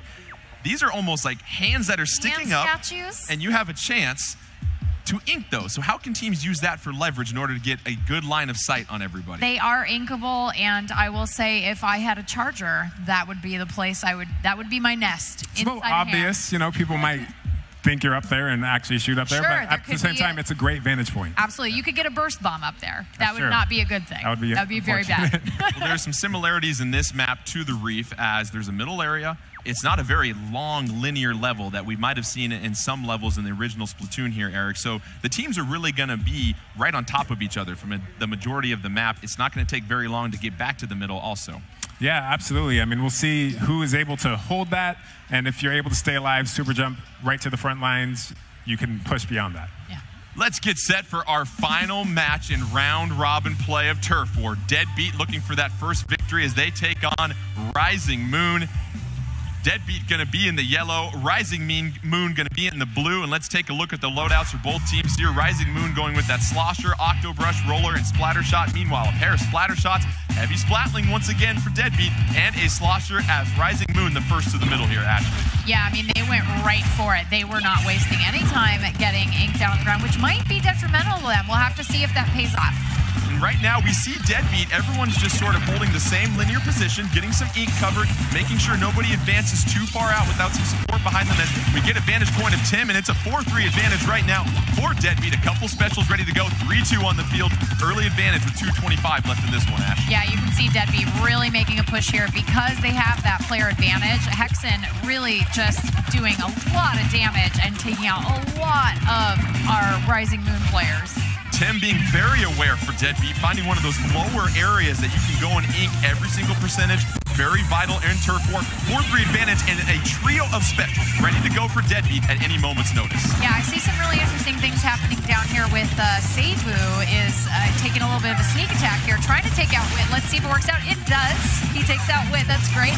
And now we're seeing Power with that Splatling get taken out. The Heavy Splatling. Jet with a huge blorb of ink to take out Power. Power drops down from that perch. However, Tim's going to avenge his teammate right here. That's right. As Tim Avenge the back splat. to the lower level, get some more ink down there. And we saw Power at the middle of that tower, in the middle of the level. A really important spot and vantage point for him. It is, but it's also really dangerous for him because that Heavy Splatling has a huge wind-up time. It takes a long time to get that thing to charge, but once it's ready, he is going to be very dangerous. Tim sees Seibu trying to undo his work that he worked so hard for. Going to try and get him. Here comes the splashdown, but no. Seibu getting the splat with the Octobrush while Tim was midair with the splashdown. Too late there. 1 minute left. 4-4 on the field. Right now, the advantage looks like it's going to Rising Moon as they're starting to make a bit of a push into Deadbeat territory. It's 2-2. Seibu in that inkjet. He's going to have to splat down, though. He just took off, and that's the importance of having your exit lanes ready to go. Seibu's trying so hard to take out Hexen, and this is a great one-on-one, and I'm really curious to see. This could be a key moment. 43 seconds left. 4-4 on the field right now. Seibu trying to escape some danger right now.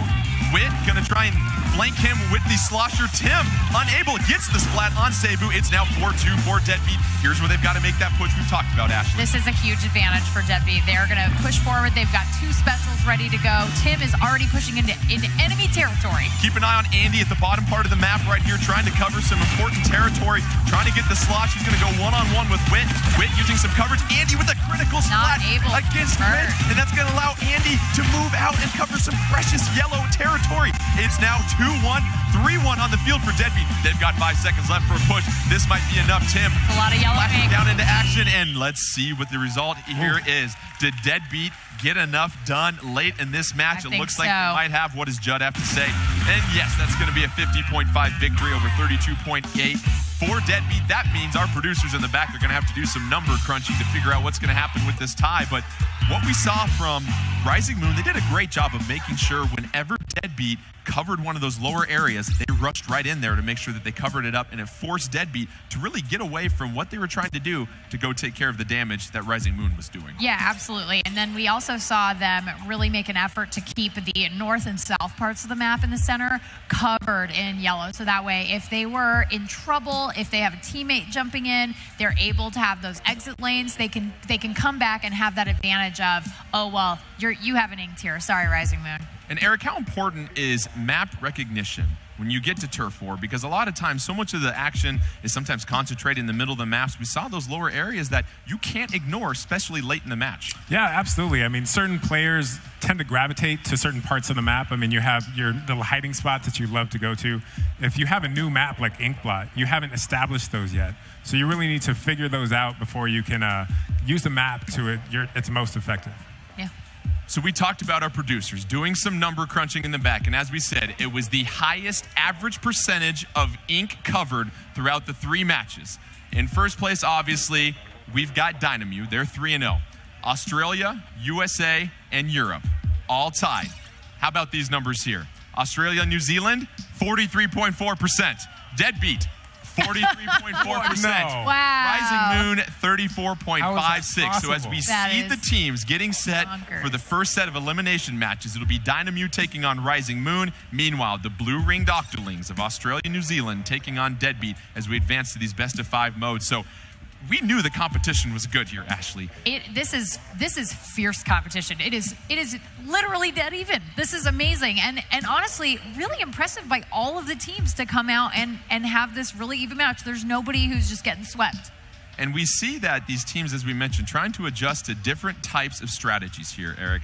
We mentioned you've got no more stealth jump along to go with that quick respawn. There's no more ninja ink as well, too. So these teams are really going to get a feel for each other. Are you excited to see how the strategy might evolve throughout these matches? Yeah, absolutely. I mean, all these teams really are reading their opponents. They're seeing, what's most effective against this team, and they're evolving their strategies based on that.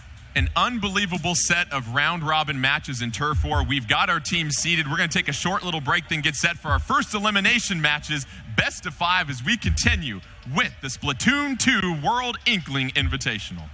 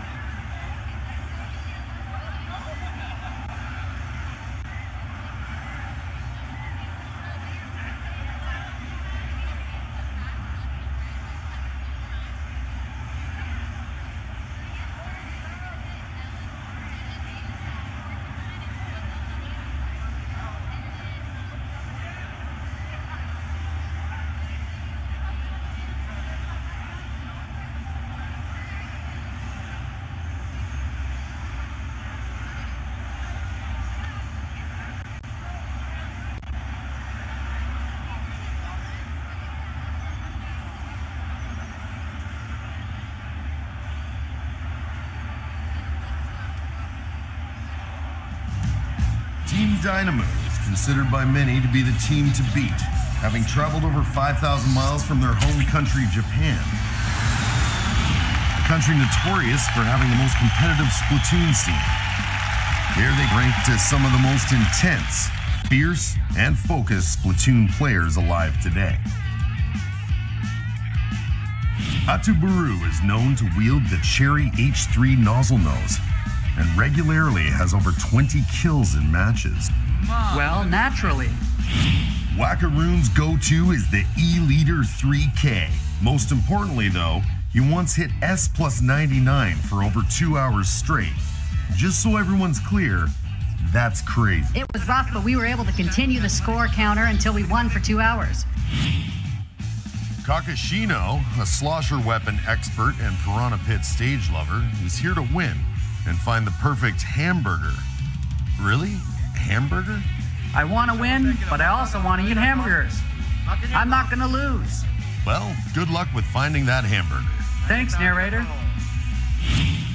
And last but not least, an unexpected secret weapon, a new addition to the team. Only a short while ago, this player was Team D's rival. They wanted nothing more than to splat him into oblivion. But with everything on the line, they had to recruit the best of the best of the best of the best. Dynamo is named after his masterful work with the Dynamo Roller, using it to roll over the competition. Dynamo claims to be unbeatable with the, of course, Dynamo Roller. Geez, this guy really loves the roller. We get it. You're the roller guy. With their top recruit in place, Team Japan will need to band together quickly if they really want to splat their way to Splatoon glory. One thing's for sure, all eyes will be on Dynamo.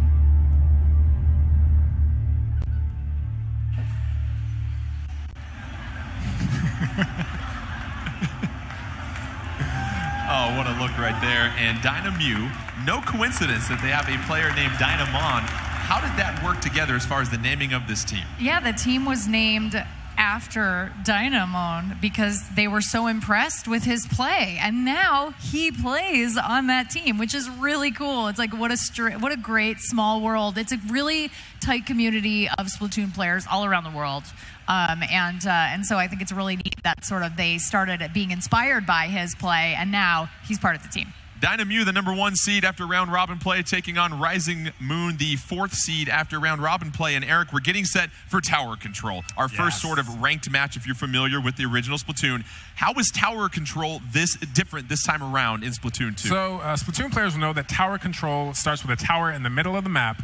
Players get on that and ride it into enemy territory. This time, on the way to your goal, you'll actually have to stop at checkpoints for a number of seconds, giving the opponent a time to catch up and splat you off of that tower. Here's the schedule for the matchups in this best of 5 between Rising Moon and Dynamew. They'll start with Tower Control, then they'll splat some zones. We'll make it rain with the Rainmaker, and a Game 4 if necessary, Turf 4. Game 5 if necessary, we'll go to Rainmaker. I know everyone here would love to see this go 5 rounds. We can't get enough of this Splatoon action. So it looks like the teams are getting set. This is going to be Tower Control on Moray Towers. We explained earlier, Moray Towers now has some rails to help with accessibility. Going to be interesting, Ashley, how some of these new sub-weapons might come into play with Tower Control. Yeah, I mean, that Toxic Mist is going to be key here. It's going to be key here because it's going to slow people down, it's going to take their ink away, and it's going to hopefully help them take back a tower if it's not in control by them. Dynamew in the yellow, Rising Moon in the purple, as Dynamew making the first approach to the tower. Nobody riding it quite yet. We see 3 sets of the Toxic Mist, and Ashley, these players were loving the Toxic Mist, especially in Tower Control. During that open period, they got to practice. Absolutely. Being able to slow your opponent down and also take ink out of their tank is such a big deal, especially when ink management can become a real problem if you find yourself caught with an empty tank. Dynamon riding the tower, initially getting to that first checkpoint. It's got to sit there now, and you have to hold back Rising Moon. You see the counter on top of the timer, 10 seconds left. What's also important, though, Ashley, is as that timer goes down at a checkpoint, that's improving your score. And we see Dynamon just with a couple of fantastic splats, holding down the fort. Absolutely. And you know, if you stop on one of those checkpoints, if a teammate jumps on, that timer goes down faster. So if you see Dynamute adding another teammate to the tower, it's because they want to get that checkpoint countdown finished as quickly as possible. Dynamon dominating the tower, getting splats, hopping off, gets another splat, gonna hop on top. The tower starting to automatically move back. Dynamon being patient, trying to get the splat on Sabu, but Sabu gonna put an end to the terror caused by Dynamon as the tower starting to return back to neutral. Let's do a little housekeeping here. We've got a charger, 2 blasters, and a splatter shot for Rising Moon. Meanwhile, for Dynamute, we've got a blaster, slosher, and a charger to go along with another roller. Yeah, I think this is a good setup for both teams. Obviously, you're going to want to have chargers in this map. You absolutely need to be able to pick off a person on top of that tower. Those squids have got to be pulled off that tower as quickly as possible by bomb, by charger, by any means. You take them off that tower. And one thing I didn't mention is that when you stop at a checkpoint, once you clear that checkpoint, you don't have to go through it again. Very important to notice right there, Eric. Meanwhile, Dynamon is the designated tower control expert for Dynamute, riding that tower, trying to get the splat on Andy, but no! Wow. Andy's gonna put an end to that movement right there. You gotta pay the toll on the tower, and Andy's the one taking collection. Dynamon pays the price, and the tower heads back to the center of the map. This is really interesting. You're seeing a couple of players actually do a little bit of forward scouting. They're putting down some ink. They're kind of helping out their teammates. When the tower gets to those new areas, they're able to kind of swim around and actually have some mobility well in advance of actually arriving there. 2:27 left in this one. Dynamute with the dominant 9-100 lead at this point. Rising so much toxic mist. That toxic mist. Tower comes to a screeching halt as Dynamute has to hop off. They lose the tower. 4-4 on the field. Rising Moon is yet to ride the tower as Binks with a nice little pachink right there, but then that's going to be a splat by Dynamon. Dynamon backing up, and Kakashino going to provide some support with that slosher. However, going to get splatted by Andy. Once again, Inky with that splat. Give credit where it's due. Meanwhile, Wakaruno going to get the splat on the spawn. just waiting for that beacon. And you know, Ninja Jump, not here. And so that makes it really easy for any charger user to just wait.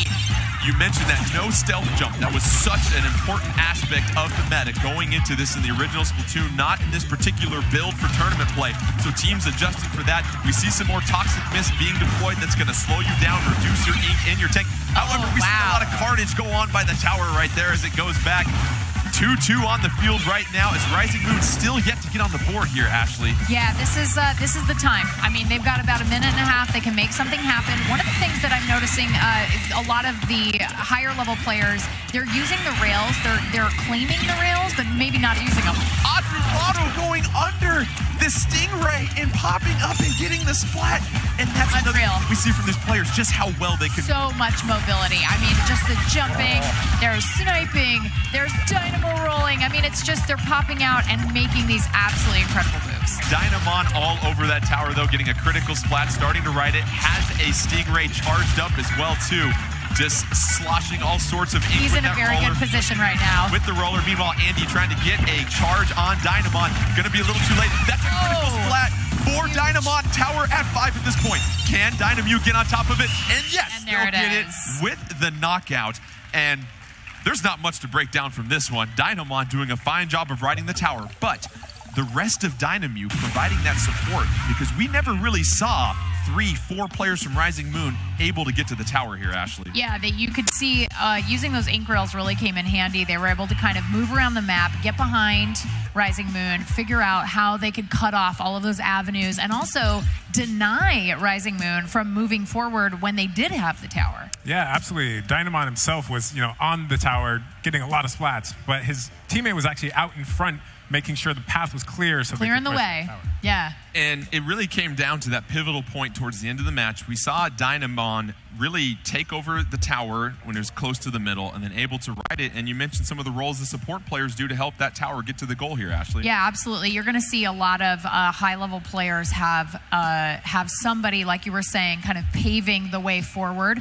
It's always possible you'd have somebody with a more short-range weapon on top of the tower. So obviously Dynamon is a perfect person for tower control to be on there. But then you want somebody with maybe a mid-range weapon or a slosher or something that's going to be able to do a lot of damage damage very quickly to take out those chargers. I mean, Andy was really doing a great job defending there for a while. We just saw that instant replay, and our wonderful production crew, we're going to try and roll that up for you again, because this match was truly decided by that fantastic play by Dynamon at the end. And right here, Dynamon on top of the tower, Eric.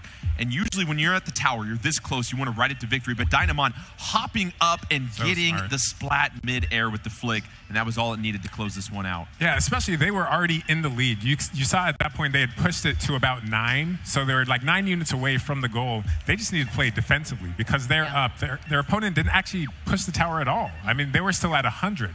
So whoever has the lower score there, even if they don't get the knockout, if time expires, whoever has that lowest score is going to win. Well, what was interesting at the tail end of that replay, you saw a splashdown being used. And what's different about these specials that was utilized so much in Tower Control in the original version, there's no invincibility specials this time around, Ashley. There's no bubbler. No Kraken. There's no Kraken this time. This is a no Kraken zone, everybody. You can't just ride that for the final 10 seconds to victory. You've got to be much more offensively minded. Yeah, this is the thing I love about how this tournament is set up. There is no invincibility. You're not going to be in that position. I know you guys at Ink TV know what I'm talking about. When you see somebody get that pop a Kraken and ride that tower in, and there is nothing that you can do about it. That is not the case here. They absolutely have every opportunity to be able to take that tower back. And we saw while they were practicing, sometimes they'd retake the tower at 1 and ride it all the way back and take a victory. Anything can happen. So we just got done with Tower Control, our first game in this best of 5. That was taken by Dynamew. Let's get set for some splat zones here. It's going to be at Inkblot Art Academy, this new stage that we talked about. And when you get to splat zones, the difference between elite players and players more so getting introduced to the game. Yeah. The elite players talk about once you get that splat zone covered, Ashley, you want to treat that splat zone like the floor is lava. You want to get out of there and make sure you've got your ink in there, but then also keep the opposing team and find some positions to flank them from. That's right. Maybe don't keep all 4 of your teammates inside the splat zone. That's a key strategy for anybody out there. Let's get this splat zone started on Inkblot Art Academy. Both teams making a push for the zone right now. Dynamew in the blue, Rising Moon in the green. Dynamew going to go with that Splattershot Pro. Up 2. Slosher, Charger, and the Roller. Meanwhile, you've got Rising Moon in the green with the Charger, Octobrush, Slosher, and Splattershot. And also, new to this version here, Ashley, you see the little bar in between the scores? That's going to tell you how much ink is covered in that splat zone. I love that, because when you're behind, you can see there's a little set of buildings here, or little blocks here in the middle of the splat zone, and you can't really see what's going on the other side. Dynamon getting splatted by the splatter shot. Inky putting in some work right there, and it looks like Rising Moon might have the advantage to get the splat zone, but Dynamew not giving it up at all. Inky backing out of the zone right now, trying to cover some more territory, maybe get a push with that special. Has the splashdown ready to go, but no! Wakashino gonna say to that splashdown. Meanwhile, Rising Moon getting the splat. Nobody on the board yet, but there we go. Dynamew getting that counter down to begin with here, Ashley. Yeah, you can see Wakarun is working it with that Charger, getting out, being able to get in, get out, and get back in position. Sometimes you have to get out of position so that you can get away, reset, and start over again. 3:40 left in this one, 67-100 advantage. 4-1 on the field for Dynamew right now. This is a chance to really keep Rising Moon back at the bay as Ajubaru holding it down up top. We've got 2 members of Dynamew up top, being patient, waiting. You can now keep Rising Moon in your sights. It's 42-100 at this point. Dynamew having no issues whatsoever in this splat zone and Inkblot Art Academy. We oftentimes talk, Ashley, of all the ranked modes, this is the hardest one to sometimes make a comeback in. Yeah, this is a tough one to make a comeback in, just because once you establish that you own that splat zone, it is tough to take it back. Seibu gonna take control of the airspace with that inkjet though, and this could be a huge turn of events if Rising Moon can get the territory. There they go. That's a 66-second penalty on Dynamew. That's gonna go ahead and put Rising Moon in this game and give them a chance. However, they've got quite the deficit. It's 83-14, 2:48 left in this one.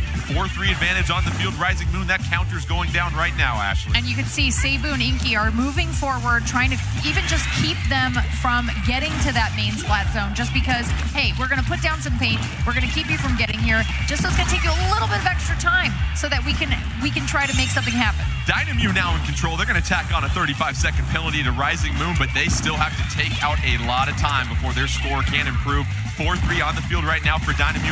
Wakaruun on top of an ink-proof surface right there, but going to navigate with a little bit of leverage, throw down a splat bomb, keep at base, got some help right there with the teammate. Meanwhile, going to start to creep into Rising Moon territory, looking back to try and zone things out. And right now, Dynamew, no issues whatsoever holding down the splat zone. No, not at all. I mean, Kakashino just got splatted by Andy with that charger. Andy's really going out there and making stuff happen. But you can see Stingray really popular on this particular map. 4-2 advantage, and you saw from the wide view right there, there weren't any Rising Moon players in the same area code as the splat zone. And that'll do it. Another knockout for Dynamew. Once they re-seize control of the splat zone, they did a fine job of not only having players cover ground horizontally, but vertically at different levels, Ashley. Yeah, you saw Wakaruun up there just keeping Rising Moon out. And I mean, when you have him, the combo of Wakaruun and Kakashino up top with a slosher, getting anybody who's coming just even barely close to that splat zone, he's just like, nah, I'm just gonna pour paint on. I'm just gonna pour that ink on you and take you out. Goodbye. Go back to the beginning. And it's interesting on every level. Sometimes we've talked about some teams don't like to hang out in the splat zone too much, but Eric, on this map, when you get the leverage, the highest point in Inkblot Art Academy is at the middle of the map in that splat zone. That gives you a huge advantage as far as seeing where the opposing team's coming from. So in that situation, Dynamew holding it down from the highest point on the map. Yeah, that high point, because it is so tall, I mean, really the only way to route someone from that is with a charger or to climb it and get up there yourself. So it's actually a pretty safe spot. Usually, as you said, you don't want to hang out in the middle of the splat zone, but because you have that verticality there, you're able to. But there is also nothing to hide behind up there. So if you're up there, you are wide open to attack. So you definitely want to be careful. But if you're up there, you've got a great vantage point. And as you mentioned, Jordan, earlier, I mean, we have only 4 specials available in this tournament mode. So what you could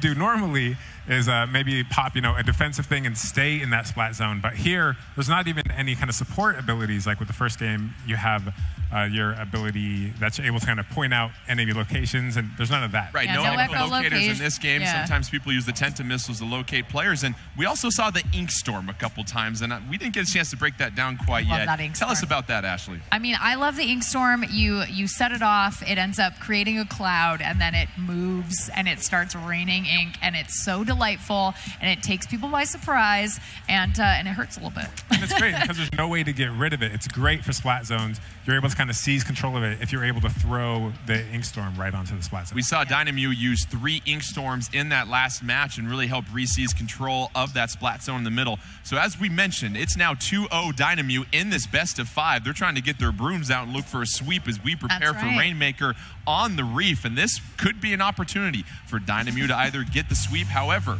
Rising Moon, anything can happen in Rainmaker. This could be a huge victory for them. And as we get to the Reef with Rainmaker, we talk about on these levels, Ashley, there's kind of a conventional route, but then also if you can be a little sneaky squid, there's a little bit of a shortcut at times. That's right. Sometimes you'll see teams have someone have a designated Rainmaker taker, and then they'll have their support person that follows them, creates lanes, lets them get the job done. You're going to see a lot of Toxic Mist in this map, I think, and you're going to see a lot of splatting. This is going to get crazy.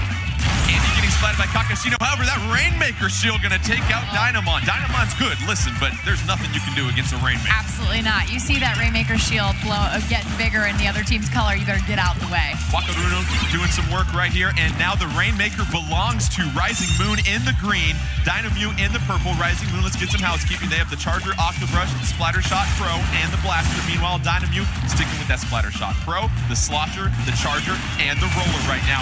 99-0 advantage, so not much of a lead at this point. Both teams really unable to seize control early on right here, Ashley. Yeah, and you'll see, you'll notice right now what was happening was Dynamew chose to not pick up the Rainmaker right away. They chose to make those one-on-ones, get those splats, and now they can say, okay, we've taken a few people off the field. Let's go in. Wakaruun with the Rainmaker, and what's different about the Rainmaker, you no longer have that vortex of ink. It's going to be more of almost a ink grenade that gets launched out in front of you. That's going to change the dynamics of moving it around. Definitely. It doesn't create a lane for you to ride in. And that's sort of the thing now where you need a support person to help you lay down some ink, get some stuff done. And it's also, it's really tough to hit somebody short range with the Rainmaker. Rainmaker was up for grabs, but it gets returned like a bad sweater to the middle of this map right now as both teams fight this over. 58-99 advantage right now for Dynamo. Not a huge advantage at this point. Both teams really getting a chance to push each other back and forth. However, we've got a 4-2 advantage on the field for Rising Moon. And there goes that little squid at the top of the Yeah, he's going for it.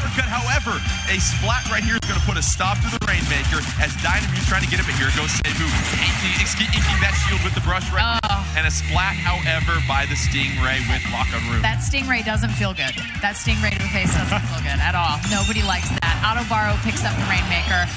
But we have an ink storm. I love that storm. It's so great. That ink storm going to make things a little difficult. There's the cloud, not a forecast that Dynamo wants to deal with right now. But Atubaru right now with the Rainmaker trying to advance. However, excellent charge shot by Andy. Andy putting the brakes on the Rainmaker as right now Rising Moon 35-58 advantage. 4-2 on the field, though, for Dynamo. They can make a little bit of a push as the Rainmaker in the middle of the map here, Ashley. Yeah, they've got 3 of them right there with the Rainmaker. They're going to try to take out Andy with that charger. I mean, I think that he is the most dangerous man on the field for Dynamo. Oh, Double splash right here by with the Rainmaker. It is 3-1 on the field. Oh, Wakaru going to go for the slam dunk. Nothing in his way. However, that splat ball might get him. Wakaru with DeAndre Jordan to finish it right there. Impressive victory. And we saw it right there, Ashley. The ability of Dynamo to get that double splat deep into Rising Moon territory, and that will conclude it with a sweep.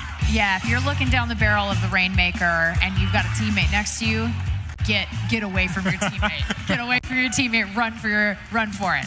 The final 15 seconds of this match, so much happening, and you saw Dynamo get to the goal and almost get taken out by a splat bomb, and really being able to navigate those ramps and the verticality, so impressive by Dynamo. You see the team effort right here. Wakaru gonna back up. Here comes that critical double splat. That's gonna clear the way right there, Eric.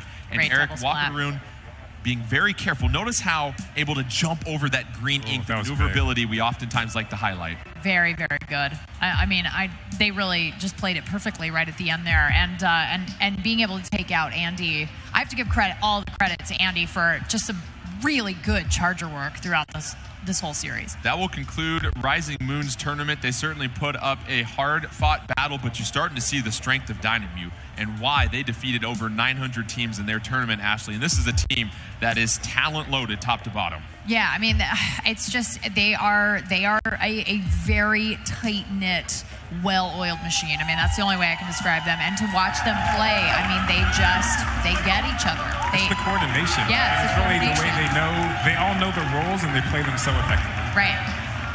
So as we get set for our second set of elimination matches, it'll be the blue-ringed Octolings from Australia/New Zealand taking on Deadbeat from the USA. Let's take a closer look at Deadbeat and their journey here.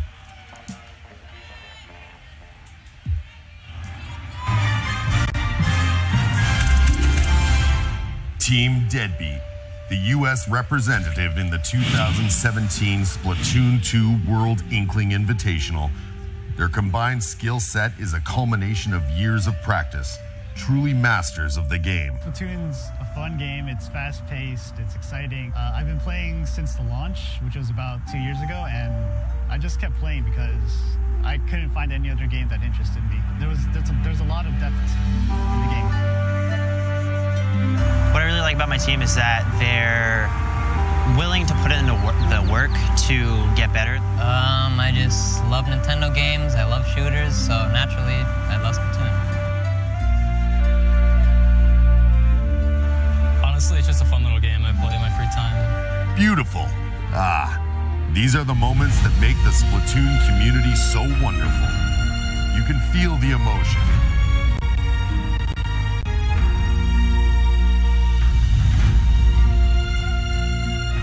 These four teammates get to know each other. The world waits with bated breath to see if they will bring the ink.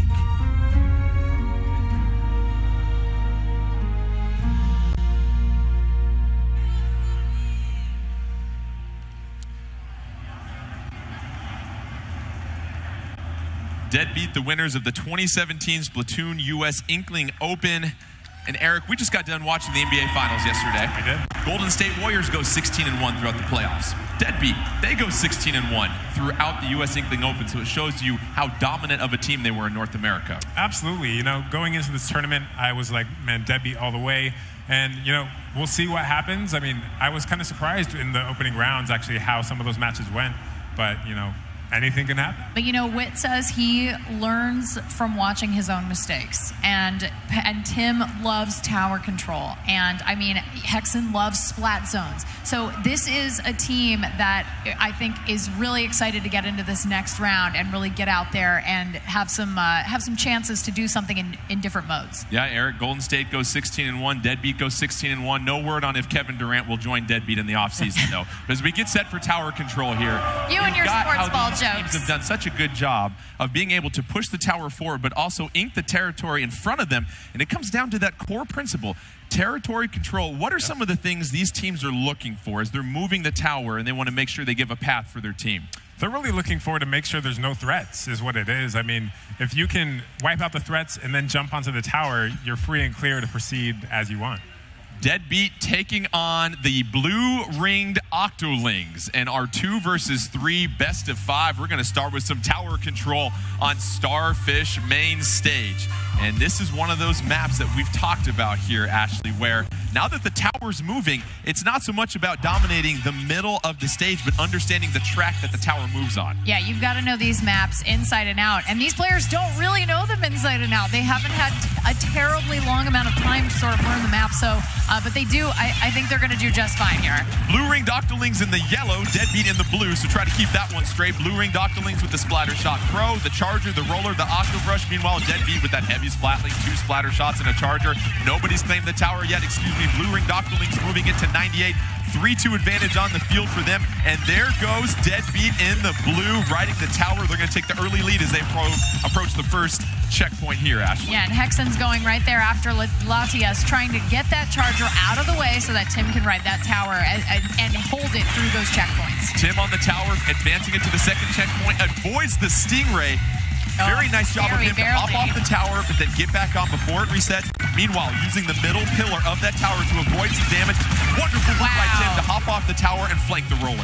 Yeah, sometimes you just have to jump off the tower and defend, especially if your teammates are nowhere to be found. Now we are watching quite the effort by Blue-ringed Octolings. They are pushing forward. They have gone onto their side. I heard a pachink. I love the pachink. Blue-ringed Octolings getting the tower to the first checkpoint, almost to the first checkpoint. However, that's going to get returned, so they still have to go back to that one. They didn't clear it. Meanwhile, Hexen trying to just get as much of the turf covered as he avoids an auto bomb, using those splat bombs, create a little bit of ink to move around, has a splash down, charge ready to go, but no! Latias with an unbelievable charge shot from afar. So good with those charge shots. That's the thing you're going to see on main stage. You're going to see a lot of charging action. You're going to see a lot of POV, a lot of high ground advantage, no matter if you're on the tower or somewhere else on the map. Whit using the sprinkler after the splashdown to seize control of the tower. It's going to return back to normal. Nobody claiming that in the middle quite yet. Meanwhile, Deadbeat trying to get a little bit of a push into blue-ringed Octoling territory. Hexen going to back up. Oh, there's a surprise Stingray that you avoid. Very nice avoidance by Hexen. Dealing with a little bit of pain. Just ink coming down from the Slosher right now. Meanwhile, SpongeBob going to get splatted right there. And there is that ink storm right now on the field. The rain is coming down. They want to keep them out. But you know what? It didn't work. And Hexen, though, getting taken off the tower. So it's just sitting there all by itself, waiting for somebody like Vicky Bird to come in and jump on and take it over. Vicky Bird riding the tower. It goes back to the middle. However, Tim's going to get splatted by Vicky Bird and that Octobrush. Vicky Bird trying to do some work. An Inkjet ready to go whenever she wants it. Making sure to cover some territory, though, Ashley, not just rushing straight to that tower. That's right. So because they want to have these exit lanes, especially because there's so much toxic mist going around, you want to make sure that the ground is covered before you start making your push to get on the tower, because that toxic mist is going to hurt, and also it's going to slow you down. It's going to take down your ink. We talked about the leverage flanking points that you can take in the middle of this stage as power, using that heavy splatling to get the splat from above. And now, Deadbeat back on the tower. They want to push it to the second checkpoint and increase their lead over blue-ringed Octolings. Yeah, you can see power is actually just inking all of the areas in which blue-ringed Octolings can find a way in.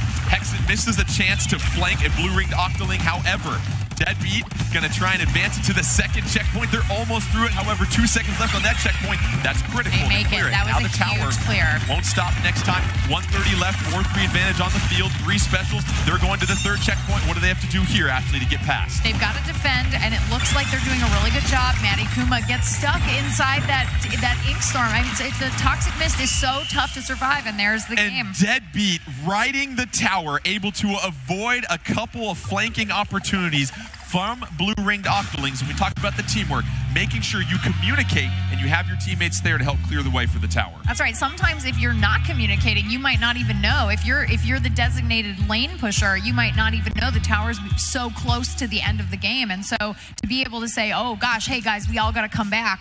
That's tough, especially when they're really pushing that tower pretty fast. We saw Deadbeat really get that initial lead, and Eric, there wasn't really a lot of opportunities that match for the blue-ringed Octolings to kind of get past that first checkpoint, and that's the variable of checkpoints now. You don't just get 4 open lanes of freeway to ride that tower. You've got to stop and slow down, and when you stop and slow down, you expose your team. Absolutely. That's where you need to really rely on the rest of your team to be doing the splatting so you have time to get past those checkpoints. You saw Wit there with something like 10 or 11 splats. I mean, that was absolutely huge. Wit with 11 splats and assists to go along with it. That results board will also show you how many specials were used. That also gives you an idea of how often you were staying on the field, not getting splatted, charging that special meter. And we talked about some of the different abilities that these players are equipping, and a lot of them sometimes using that special charge up, but a lot of them focusing on mobility as well too. Yeah, I mean, like the mobility, I think, for tower control is more important than the specials. I think, obviously, Toxic Mist is a really strong special in tower control. I mean, it's so powerful. I think we're going to see that a lot in the competitive scene.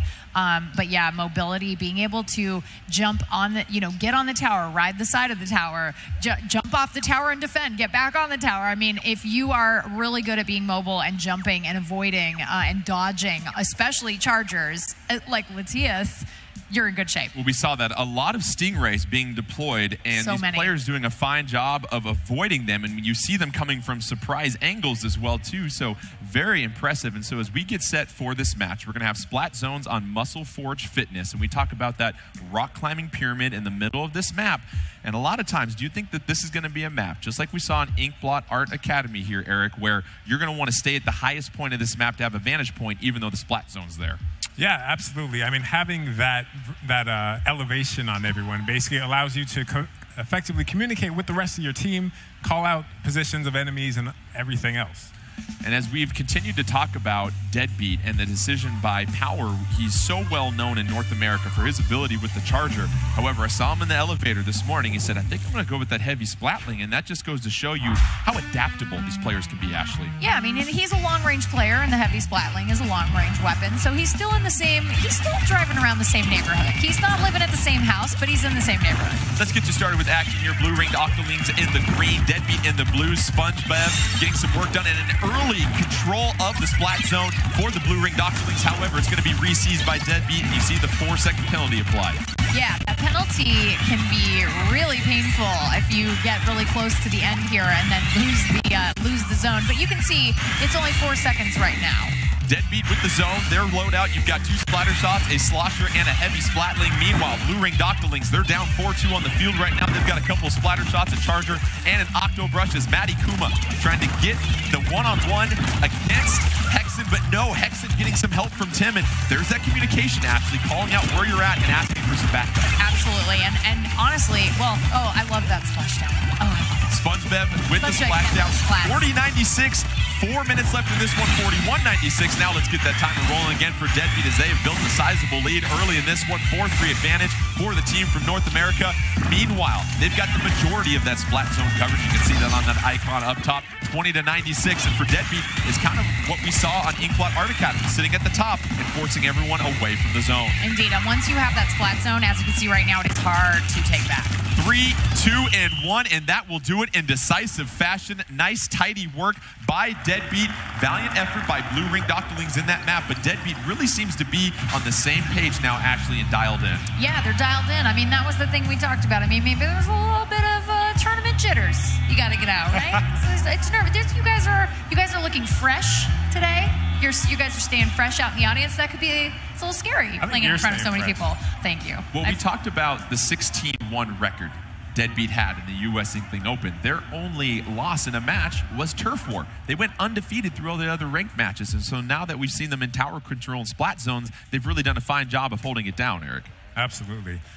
One thing I want to point out really quick is that when the game is released, you can actually use the spectator mode that I'm using in private battles yourself. So you can, if people out there, if you want to host your own tournaments, you can actually use this to kind of follow the action with the camera. And if you practice enough, you might be as good as Eric. Yeah, Eric's doing a fine job with that camera work, giving a chance to really see where both the teams are. So right now, you've got Deadbeat with the 2-0 advantage. If they get this victory, it's a sweep of the Blue Ring Doctolings, and they'll take on Dynamew. However, Blue Ring Doctolings, they've played very solidly. Just couldn't really swing the momentum these last two ranked matches.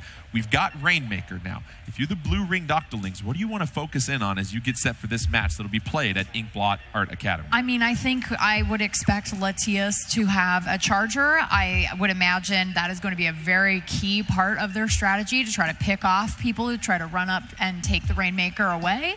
I definitely want to see more. I definitely want to see more slosher action from Wit. But if they can neutralize, I think, a slosher, and also I think if they can stay away from Power's heavy splatling, they might be in good shape here. Let's get set for our third match in this best of 5 between Deadbeat and Blue Ringed Octolings. Octolings inking for their squid lives as they are down 2-0. Meanwhile, Deadbeat tried to get the sweep and move on to the finals against Dynamew. Deadbeat going to be in the magenta. They're going to be with a loadout of 2 splatter shots, a slosher and a heavy splatling. Meanwhile, the Blue Ringed Octolings in the turquoise, you've got a splatter shot, Octobrush, splatter shot pro, and a charger to get things started. Let's take a look at SpongeBev. SpongeBev trying to go around, get the flank on Hexen. Fine job right there. Done. That's going to be a bursted Rainmaker shield, and off to the races is Blue Ringed Octolings early in this one. Yeah, and you're going to see Maddie Kuma working that Rainmaker, but also SpongeBob making that lane, getting ahead. You can see right up there, making a lane, trying to make things happen for Maddie Kuma, make it a little bit easier for her to get some splats. In a lot of these maps in Rainmaker, you are rewarded for going vertical. However, Deadbeat getting the fine splat on the Rainmaker, that's going to reset it back near the middle, though. Not a whole lot of push on the length of the map acquired by Blue Ring Doctolings right there. They have the 72-0 advantage, 4-3 on the field for Deadbeat this time. Yeah, I think they've tried twice to get up this map here, and it's not working out too well for them. So I think maybe the next time they pick up the Rainmaker, we're going to see a little bit of a different strategy. Rainmaker up for grabs. Nobody quite ready to grab it yet. And you want to make sure, Ashley, a lot of times we're seeing these teams show a lot of patience as far as not approaching the goal, the result, the most important thing of this map until they make sure that they've got turf covered where they need to go. Absolutely, and right now you're seeing Hexen trying to make a splashdown over on Latias because that's a key person to keep away from shooting at the Rainmaker. Wit's going to pick up the Rainmaker and go along the side in some area that has not been explored by Ink quite yet. However, the Blue Ringed Octolings converge on Wit and get the splat by the Stingray, 83-66. Rainmaker in one of those tight little corners, so expect a lot of action right there, Ashley. Yeah, Latias really taking that long-range Stingray. She's at the spawn point. 3-3 on the map right now as the Blue Ringed Octolings going to purposefully, though, hop into the water. Why would they do that there, Ashley? You hop in the water, you reset the Rainmaker. That's right back to the middle. It moves there instantly, so it's much quicker to just go ahead and sacrifice the squid and get that Rainmaker back in the middle. Right now, we see a lot of the action at the top of the map, but here comes Deadbeat with that Rainmaker. Oh, and great defense by Blue Ringed Octolings, doing a fine job of sort of reading where Deadbeat wanted to go with that Rainmaker. Absolutely. I think that was the exact opposite of where they tried to go with the Rainmaker, and so I think both teams trying to take the same strategy. But you know, without that slosher, Wit was the one carrying that Rainmaker. Without that slosher, that is tough to move forward. And Deadbeat going to move into the lead, 55-66 by seizing the Rainmaker right there. SpongeBev going to go ahead and get the splat. And actually, sometimes we see these matches that are so back and forth. It's all about getting that critical extra 5 or 10 points to your score to get the advantage when you run out of time. It is. This is really close, and I think if Blue Ring Octolings can move it just 10 more points, they'll be right there with them. And we have 2 minutes left, so anything can happen. Once again, you see the patience by Blue Ring Octolings. They're going to go ahead and let that Rainmaker reset and just make sure they don't let anybody get behind them. Latias, with that charger, doing a fine job of not giving up the back end to their team. Really great job of keeping an eye on all of Deadbeat, making sure no one can get around back and splat her teammates, splat her teammates. That's the last thing you want. And Wit being patient, trying to make sure they've got an advantage on the field. A couple specials ready to go. It's now 3-3-3 specials on the field for Deadbeat. Here come a couple of Tenta missiles raining down on the blue ring Octoling. No splat there. Oh, there's a splat. However, Tim gets it on Maddie Kuma. We've got 2-2 on the field. Minute 30 left, 55-66 advantage Deadbeat. They're trying to burst that Rainmaker shield. And you notice there's an ink-proof ramp right there. That's going to slow things down, Ashley. Yeah, you're going to be popping up from that and having to walk up, which is really tough to do if you have the Rainmaker. 66-55 advantage Deadbeat. 1:16 left, 2-2 on the field at this point. Maddie Kuma trying to keep Deadbeat away from that Rainmaker. Latia's just going to go and try and get it out of there, feeling the pressure from Deadbeat. Deadbeat putting some pressure. Tim with the critical splat. Tim with 2 critical splats right there. And the splashdown. That could be huge to help Deadbeat. Deadbeat going for the slam dunk. However, it's going to get stopped by Blue Ring Octolings. 55 seconds left. And Tim with an incredible individual effort to help push that Rainmaker. It might have been a little bit of a, maybe a little bit of a mistake for Latias to take the Rainmaker and actually be hesitant and move backwards because she actually brought it closer to the goal. Rainmaker shield going to get Hexen, and Maddie Kuma's going to have to move quickly with that Rainmaker. Oh, getting some communication on the map saying, this way, let's go. I've got an avenue for you. And Blue Ring Octolings trying to go, but no, getting flanked by Tim. Tim coming from behind, getting the splat.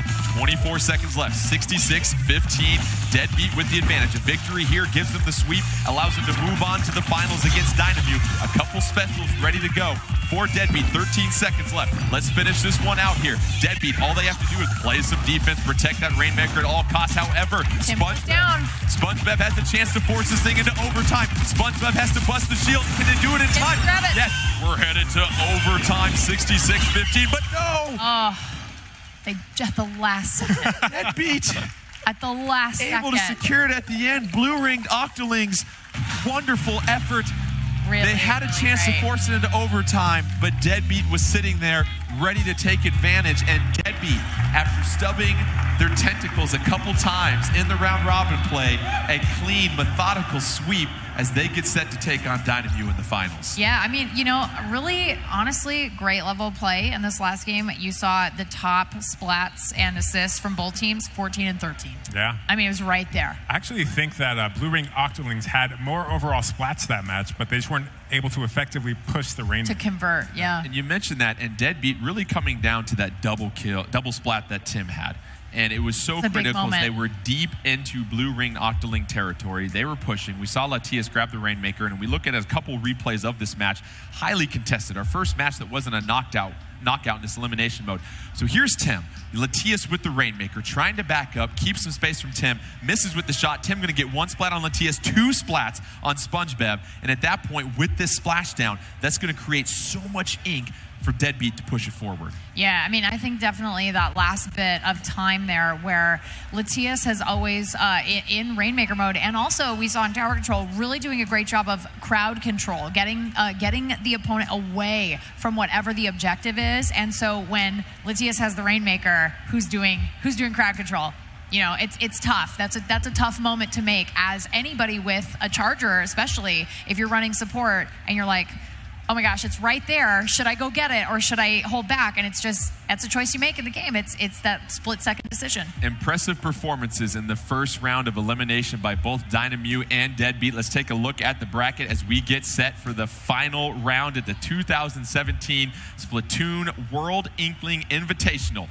Dynamute, the champions from Japan, conquered over 900 teams. Deadbeat, meanwhile, really starting to find their footing. What will happen? Stick around after the break. We'll get you set for the finals as 2 teams battle it out at the 2017 Splatoon World Inkling Invitational.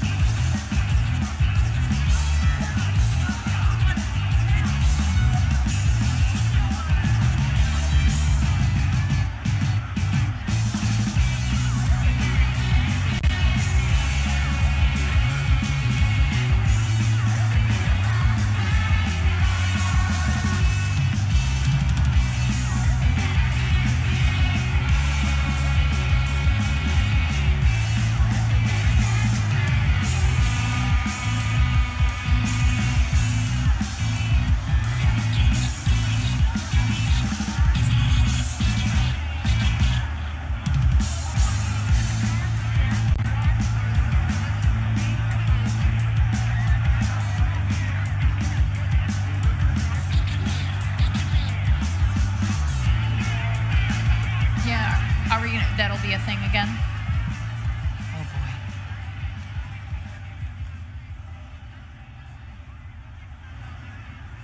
I'm excited. Welcome back to the 2017 Splatoon World Inkling Invitational. We showcase Splatoon 2. We're down to our finals. 2 teams, Deadbeat representing USA and Dynamute representing Japan. What are they battling for? Well, we have got the award right next to us. We'd love to introduce the Splatoon Sterling Squid, over 30 pounds of bragging rights to the victorious team. These 2 teams will face off, and not a best of 3, not a best of 5, but a best of 7 as they get set. So it's going to be the first team to win 4 matches. And let's show you the order of these matches and how we will approach them as these teams get set to square off. And we've already seen both teams very impressive in elimination mode. Dynamute has been flawless so far. So as you look at this, Ashley, and here's how it goes. Splat Zones in Game 1, Tower Control Game 2, Turf War Game 3, Rainmaker Game 4, and if necessary, we go back to Tower Control, Turf War, and Rainmaker. So Ashley, both these teams on this stage, what do you think is going through the mind of these players? Oh, I mean, I think that really right now they are so locked in that nothing's different than just playing a game any other time. I mean, they play at such a high level. I think it really is, it's almost like a muscle memory. You sit down, you're ready to play, you're locked in, you say, okay, I know what I did the last few matches. I know how I can adjust. They've been watching each other play this afternoon, so I think there's definitely some opportunity for some strategy and some counter strategy. Right. These teams are, as you said, completely in the zone. I mean, I know that when I play Splatoon, you know, I'm not thinking about anything else, and people can be talking to me. I'm like, what? You know, because like I don't hear anything, I don't see anything except the game. Well, what we were discussing with Dynamute before we started, and we've seen evident at this point as we get started with our first match in the grand finals of the 2017 Splatoon 2 World Inkling Invitational.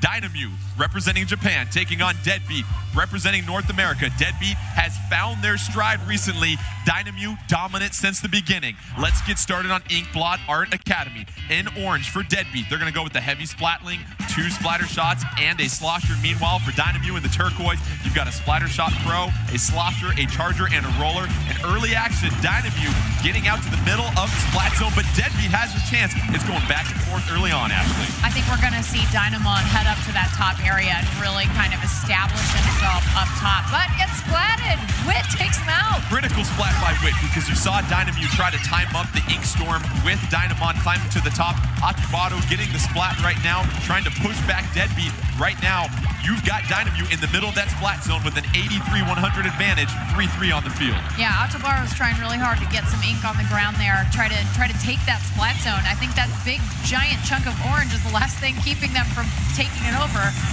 And I mean, honestly, they lost control, but can they hold? Wit and Deadbeat gonna go ahead and seize control as they get a whole bucket of orange ink in the middle of the splat zone. 86, 61, 30-second penalty for Dynamute. Now let's see if Deadbeat can push back Dynamute. 4-3 on the field, special ready to go for power and that heavy splatling whenever he chooses to do so. Here comes some Tenta missiles to try and keep Dynamute at bay. No success there. However, Deadbeat gonna take the early lead in this one. A lot of orange on the ground. 40 left. 4-4 on the field, but you see 3 specials ready for Dynamute as they get set to make that Ink Storm in the middle of the zone. Yeah, that was the way for them to sort of push forward, because for a while there, I mean, they were doing Deadbeat was doing a really good job keeping Dynamute out from that splat zone. 61-39, and Dynamute has control of the splat zone as they start to get that timer to tick down. That penalty is now down to just 15 seconds. 4-3 advantage on the field for Dynamute as we see Tim trying to go up this ink-proof ramp. It's going to slow him down a little bit, trying to flank on Dynamon. Dynamon going to make it rain, though, by flicking that Dynamo roller and using that horizontal and vertical flick to cause some damage. I mean, that vertical flick is brutal, and he really just uses it to its maximum effectiveness. However, Deadbeat with the lead, 39-57. However, no penalty for Dynamute as that timer starts to tick really close to a tie here, 46-39. It's going to be Dynamute that's going to try and take the lead unless Deadbeat can do something, and that's the lead. Oh, just at the last second, Deadbeat able to get it. Deadbeat trying to seize control, 39-38. Deadbeat trails Dynamute, 35-second penalty. Control in the middle right now for Deadbeat. Deadbeat 3-1 on the field for Deadbeat. Here goes Wit going to the top of the tower, trying to keep Dynamute at bay. Yeah, you can see he's splashing that area next to the ink-proof ramp, and he's just trying to keep out Dynamute, saying, hey guys, like, you're gonna have to not only get through here, but you have to now paint, you've got to ink that ground. And Deadbeat goes and takes the lead, but they only get it by 1 point as Dynamute now facing a 40-second penalty, but then Deadbeat's gonna seize control of this flat zone, trying to keep Dynamute at bay. Hexen gonna drop down. Meanwhile, here comes Wit with that splasher. And you've got the Ink Storm. The Ink Storm happening That's here. trying to cover the area right there. And Splat Zone still up for grabs at this point. 22-38 advantage. Deadbeat still up for grabs at this point. Splash. Impressive. Wow. Double splat right there. That is huge as it's now 4-2 on the field. Dynamute gonna seize control of the Splat Zone, sitting on top of that tower. However, they have a stiff 28-second penalty to overcome. Here comes some Tenta missiles and the territory in the middle. That Splat Zone gonna be re-seized by Deadbeat. Frantic match that we have here, Ashley. Yeah, absolutely. And Otobaro absolutely just going bananas right now. Inking, splatting, getting all over the place. He's all over the shop. It is incredible to watch him play. And you know what? He's not panicking. That's exactly how he's splatting all these people. Otobaro normally averages 20 splats per match. You can see how an individual effort can turn the tide. 38-22. However, just 4 seconds left in that penalty for Dynamute. Slight lead for Deadbeat. However, Dynamute keeping that timer going down. 22-28. Dynamute trying to re-seize the lead. However, great defense by Deadbeat. They're able to retake the middle of the splat zone, and they're going to cut down into the penalty. 47 seconds left. 40-second penalty for Dynamute. Meanwhile, if you're Deadbeat, you just have to play some defense and keep Dynamute out of the zone. Otobaro going to take advantage of that one-on-one, but here comes the splashdown. That's going to get it by power with the splashdown. 30 seconds left. 22-25. Penalty going down for Deadbeat. And you've got Dynamute trying to start taking but the specials by Deadbeat really helping out right now, Ashley. Yeah, absolutely. They have got to take control. Dynamute's got to take control back if they're thinking they're going to win this. 25-22. Dynamute, though, with a 40-second penalty. Can they retake control of the splat zone? 10 seconds left. This might be headed into overtime. We'll see. It's still up for grabs. First team to seize control. And now Dynamute in control with 34 seconds left. We're going to certainly go to overtime here. Yes. Now Deadbeat can take control of the splat zone. It's going to be over. They'll get the victory. 20 seconds left. Dynamute, they just need to hold on.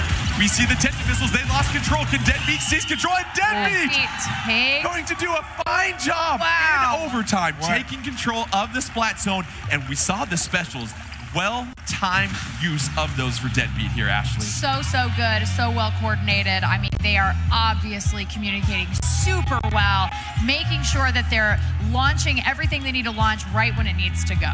What a match. I mean, that was back and forth all the way down to the end. I'm exhausted from that. Very impressive. We got more, absolutely. So you saw Dynamute get out to the early lead, and they really tried to time that Ink Storm along with Dynamon hopping on top of the tower. But Deadbeat doing a fine job of making sure they never really seize control of that top of that tower, Ashley. Yeah, I mean, you saw a lot of burst bombs, a lot of sprinklers going up there, just keeping anybody from getting up there and really establishing any kind of advantage for a particular amount of time.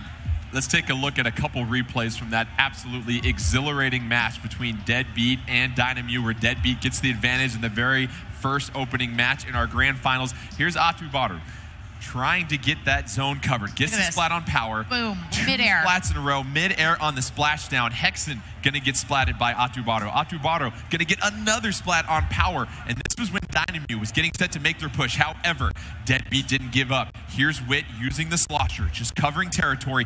Well-timed usage of the Tenta missiles. And then you saw the splat in midair by Tim. So Deadbeat doing everything you need to do right at the end to win this one. Absolutely. And you notice he also threw a suction bomb up on the top there to get his opponent off of the high ground. You got to clear the club sometime. Yeah, I mean, empty it out. That splat when he was mid splashdown, I mean, if that thing lands, it paints, or it inks a big portion of that splat zone. Yeah. So that was absolutely incredible. Very impressive by both teams. And as we get set for our next matchup, it's going to be tower control on Moray Tower. So we're going to see a lot more action as these teams get set to ride the tower. As we mentioned, grand finals, best of 7. Deadbeat representing USA taking on Dynamute from Japan. Dynamute championed over 900 teams in their regional qualifier. Splat Zone's first game, that goes to Deadbeat, so 1-0 advantage for them. Meanwhile, our next game will be tower control. And what have we learned from how the way these two teams play tower control about how important it is to make sure you have a path for the tower moving forward? Yeah, I think we're definitely going to see a lot of Power is going to probably be that support person, trying to make clear a path, get people out of the way over on Dynamu's side. And then Dynamu, obviously, Dynamon is going to be riding that tower. We all know. Absolutely right. And Eric, when you've got a player like Dynamon on the opposition that you're facing, that you know that loves to get on the tower, how much do you potentially change your strategy to try to make sure that he can't secure the tower and you keep him out of his comfort zone? Yeah, I mean, as we said, it's all about cutting off those lanes of attack. So if they can do that, Dynamon can't get to the tower in the first place. I predict we will be seeing a lot of Toxic Mist. I predict we will be seeing a lot of bombs. A lot of bombs. In the orange, they're going to go with a blaster, a slosher, a charger, a roller. Meanwhile, Deadbeat in the purple, you've got the heavy splatling, 2 splatter shots, and a blaster. Those blasters, as we know, very popular in tower control mode. Early 99-0 advantage. That's not going to sit very long, but Dynamu hopping on the tower. One-on-one situation here. Tim going to get the advantage over Kakashino. Meanwhile, tower going to be reclaimed by Deadbeat. Deadbeat trying to get some points to their score. 88-100 advantage for Dynamu. There they go. Yeah, you can see Deadbeat has Power on top. He's working that heavy splatling. He's going to try to clear a path, paint, get some paint down, help his teammates get in front of that tower.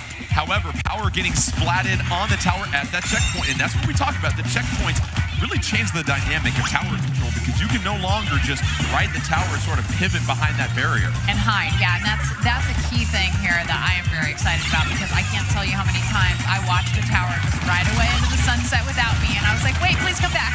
Tim gonna hop off the tower, get the splat on Asubardo, try to make some room. Let's see if Deadbeat can be ready for the onslaught coming from Dynamu up top. Here comes the splashdown, and the tower is going to get to the first checkpoint, trying to clear it. That's going to be critical as far as helping Deadbeat make subsequent pushes, and that'll be cleared. 50-88 advantage Deadbeat as they get set to move forward deeper into Dynamu territory. They are pushing hard right now. You can see there are teammates jumping onto the tower. It's going to help that get that countdown down a little bit faster. Power doing a fine job of backing off the tower, avoiding to get splatted. You can go ahead and give up control of the tower for a little bit. It's not going to reset as fast as the Rainmaker. It keeps you alive, keeps you special charged also. Yeah, he's able to stop, but oh man, that was some really nice back alley dealings right there. That was some really nice splatting happening right there by Dynamon. Yeah, no thank you card is going to be exchanged between both these teams as Dynamon going to start flicking some more ink on that wall, and you notice the vertical flick allows those rollers to climb walls so much better. Right now, 88-19 advantage. Deadbeat at this point. 2 checkpoints still remain for Dynamu, so they're facing quite the up tower battle here on Parade Tower. And so if you're Deadbeat, impressive splat right there by Asubardo with the Pachink. If you're Deadbeat, how defensively minded should you be right now? I mean, right now, all they have to do is just hold that tower. I mean, just keep it out of their zone and they win. And so but it's 2.5 minutes and anything can happen. Dynamo really working that roller, but getting caught up in Toxic Mist. That Toxic Mist going to slow you down, take away your ink. However, Dynamo going to ride that tower. Dynamu at the first checkpoint. They've got a cavalcade of squids at that tower trying to get through that checkpoint. That's going to help them with some more additional pushes. And it is now 53-19. Dynamu trying to make their critical push in this match. Deadbeat trying to keep them at bay. 2 minutes left in this one. 2-2 on the field. Now a 3-2 advantage for Deadbeat. Yeah, you can see Power's been trying to sort of keep this tower at bay by using that heavy splatling and doing a good job of it. But wow, Tim, just getting up on that tower. Tim with the splat on Walker Room. That's going to allow Deadbeat to gain control of the tower and just let that reset to the middle as 148. Now the clock becomes the friend of Deadbeat. They want that thing to tick down as fast as possible. Look at all of this ink.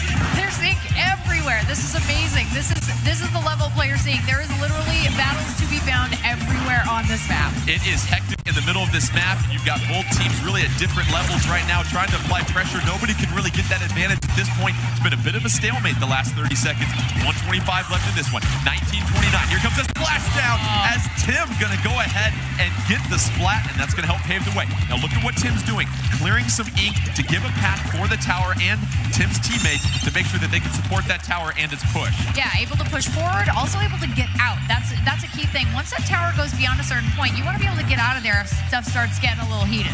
1 minute left, 4-1 on the field, Dynamute. So you're all by your lonesome self on that tower right now. 56 seconds left. And if you're Deadbeat, maybe start thinking about being a little defensive, keeping Dynamute at bay. Meanwhile, here goes Dynamute. They're going to go deep into Deadbeat territory, get some orange ink there to try to make one more push as we are under a minute left. 4-3 on the field, but 3 specials for Dynamute. Yeah, Dynamute absolutely has to be a little bit aggressive here. It's a risk, but it's also something that I think they're going to have to do to be able to beat the clock and get this overtime win. You see Deadbeat throwing some toxic mist from afar that's going to drain the ink on the tower. Some pressure applied by Power with a critical splat on the tower. That's going to try to reset it at normal. Dynamute going to lose the tower. Here comes a splash down by Atubaru, though, to get a critical splat. Get a splat on Tim. It is now 4-2 on the field. This could be a moment of truth as that tower is now at the final checkpoint for Dynamute. Can they get through the checkpoint? 19:26. 8 seconds left. Hang in there with us, folks. 19:20. And the lead is going to go to Dynamute as they claim it the last second. 2 seconds left. And Dynamute with the last pivotal push. And you see the emotion from their team. They realize this was our last chance. We don't want to find ourselves in the 2-0 hole in the grand finals. And Dynamute doing a fine job of getting a critical double splat to close out that one. Yeah, I mean, they really did exactly what we were talking about. I mean, they had to get aggressive at the end there. They had to ride on that tower. They had to move it as quickly as possible, get through that last checkpoint even, and then they were able to pull it out. As we look at the replays of this one, just another incredible match that goes to the final second, and really Dynamute's ability to plow through that final checkpoint. Here they are right now, and you see the double splat that's going to be coming up right now. It's 3-2 on the field. They get through this checkpoint, and then the pressure being applied by Deadbeat, but Dynamute able to use that slosher to get some ink to go up top, and that's all they needed to do to close out the victory to make it 1-1 in the grand finals. And the best part is that means we get more Splatoon. That's right. It was a really great choice by Atubaru to go up the ramp and actually kind of do a little forward damage and take out Wix. Wick was standing there with that splasher. It would have been so bad for Dynamute, but he was able to get up there and kind of make something happen, get that splat, and help his team to victory. Yeah, you saw Deadbeat at about the 1 minute mark. They kind of switched their attitude, and they're like, okay, so we're in the lead. Well, I'm just going to kind of play defensively. That may have been a mistake considering, you know, maybe they backed off a little too much and gave Dynamute a little too much room to you give them an inch, they squid all over. Yes. Well, we talk about in Turf War how the final minute, the final 30 seconds especially, you can't afford to get splatted. Well, that carries over to all these other game modes. And you look at not being able to stay alive and that critical double splat by Dynamute late in the game, that gives them the advantage. And so you can ride that tower deep into Deadbeat territory. Yeah, we're about to watch some Turf War. And the thing is those fundamentals in Turf War carry over to every single game mode in a very deep way.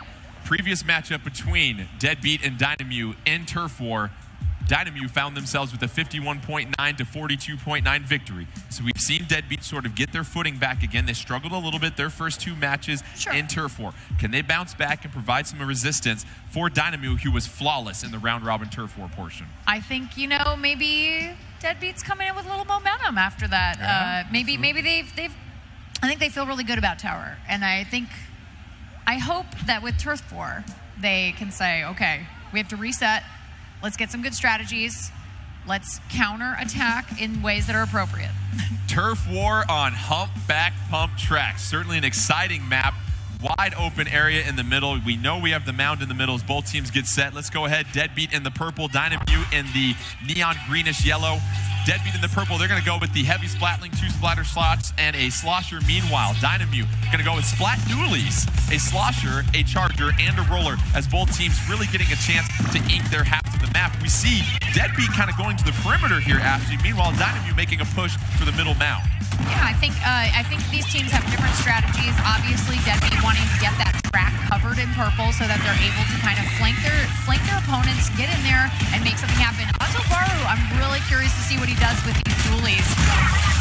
Ooh, power and Kakashino going to trade splats right there. You saw Power do a fine job of just avoiding that onslaught of Slosher behind that wall. However, it just wasn't enough. 4-4 on the field, 2-14 right now. Pretty even match at this point. Deadbeat with a slight advantage of ink coverage on the map. As you can see, they're trying to get a push into Dynamute territory. And if you're Deadbeat, we saw them sometimes time that last push a little too late, it seemed like. We don't know whether that was by choice or accident. I'm sure they're going to look to be much more aggressive earlier on. Yeah, they're obviously playing a lot more aggressive than they did in their round robin turf wars. They are getting into enemy territory. They are rushing down their opponents, but you know, they got to win those one-on-ones. Hexa going to get splat by Kakashino once again. Kakashino just waiting around in the ink, going to try and find some prey. Going to back up, get the splat on Wit right now, and that's going to start to turn the tide of momentum as we see more yellow ink covered. However, Power with that heavy splat link going to get the splat on Kakashino. 1.5 minutes left, 4-3 advantage, Deadbeat on the field, and really anybody's match will at this point here. Yeah, and I mean, Power, oh, wow, he barely pulled off that heavy splat link before he got splatted himself. Now we're going to see the wonderful and painful Stingray. Oh! Power going to get splat by Wakaroon, and Power so impressive you could give him a raindrop and he could probably splat somebody. Meanwhile, 1 minute left, 4-3 advantage, Deadbeat looking at the map. Deadbeat doing a fine job of pushing Dynamute back. However, still plenty of time left in this one. You see a special ready to go for Deadbeat. That purple ink covering up more than half of the map right now. And you see Deadbeat doing a fine job of getting the outer BMX track of Humpback Pump Track also. Absolutely. They are doing their best to cut off any avenue for Dynamute to get behind them, to take them by surprise. They're just not allowing that to happen. But here comes Dynamute starting to make a push to the middle and through the bottom part of the map as you look at the top-down version here. And Dynamon going to start flicking some ink with that Dynamo roller. However, using some protection from Wit. Wit trying to get the Slosher on. You see the splat Julie's maneuverability.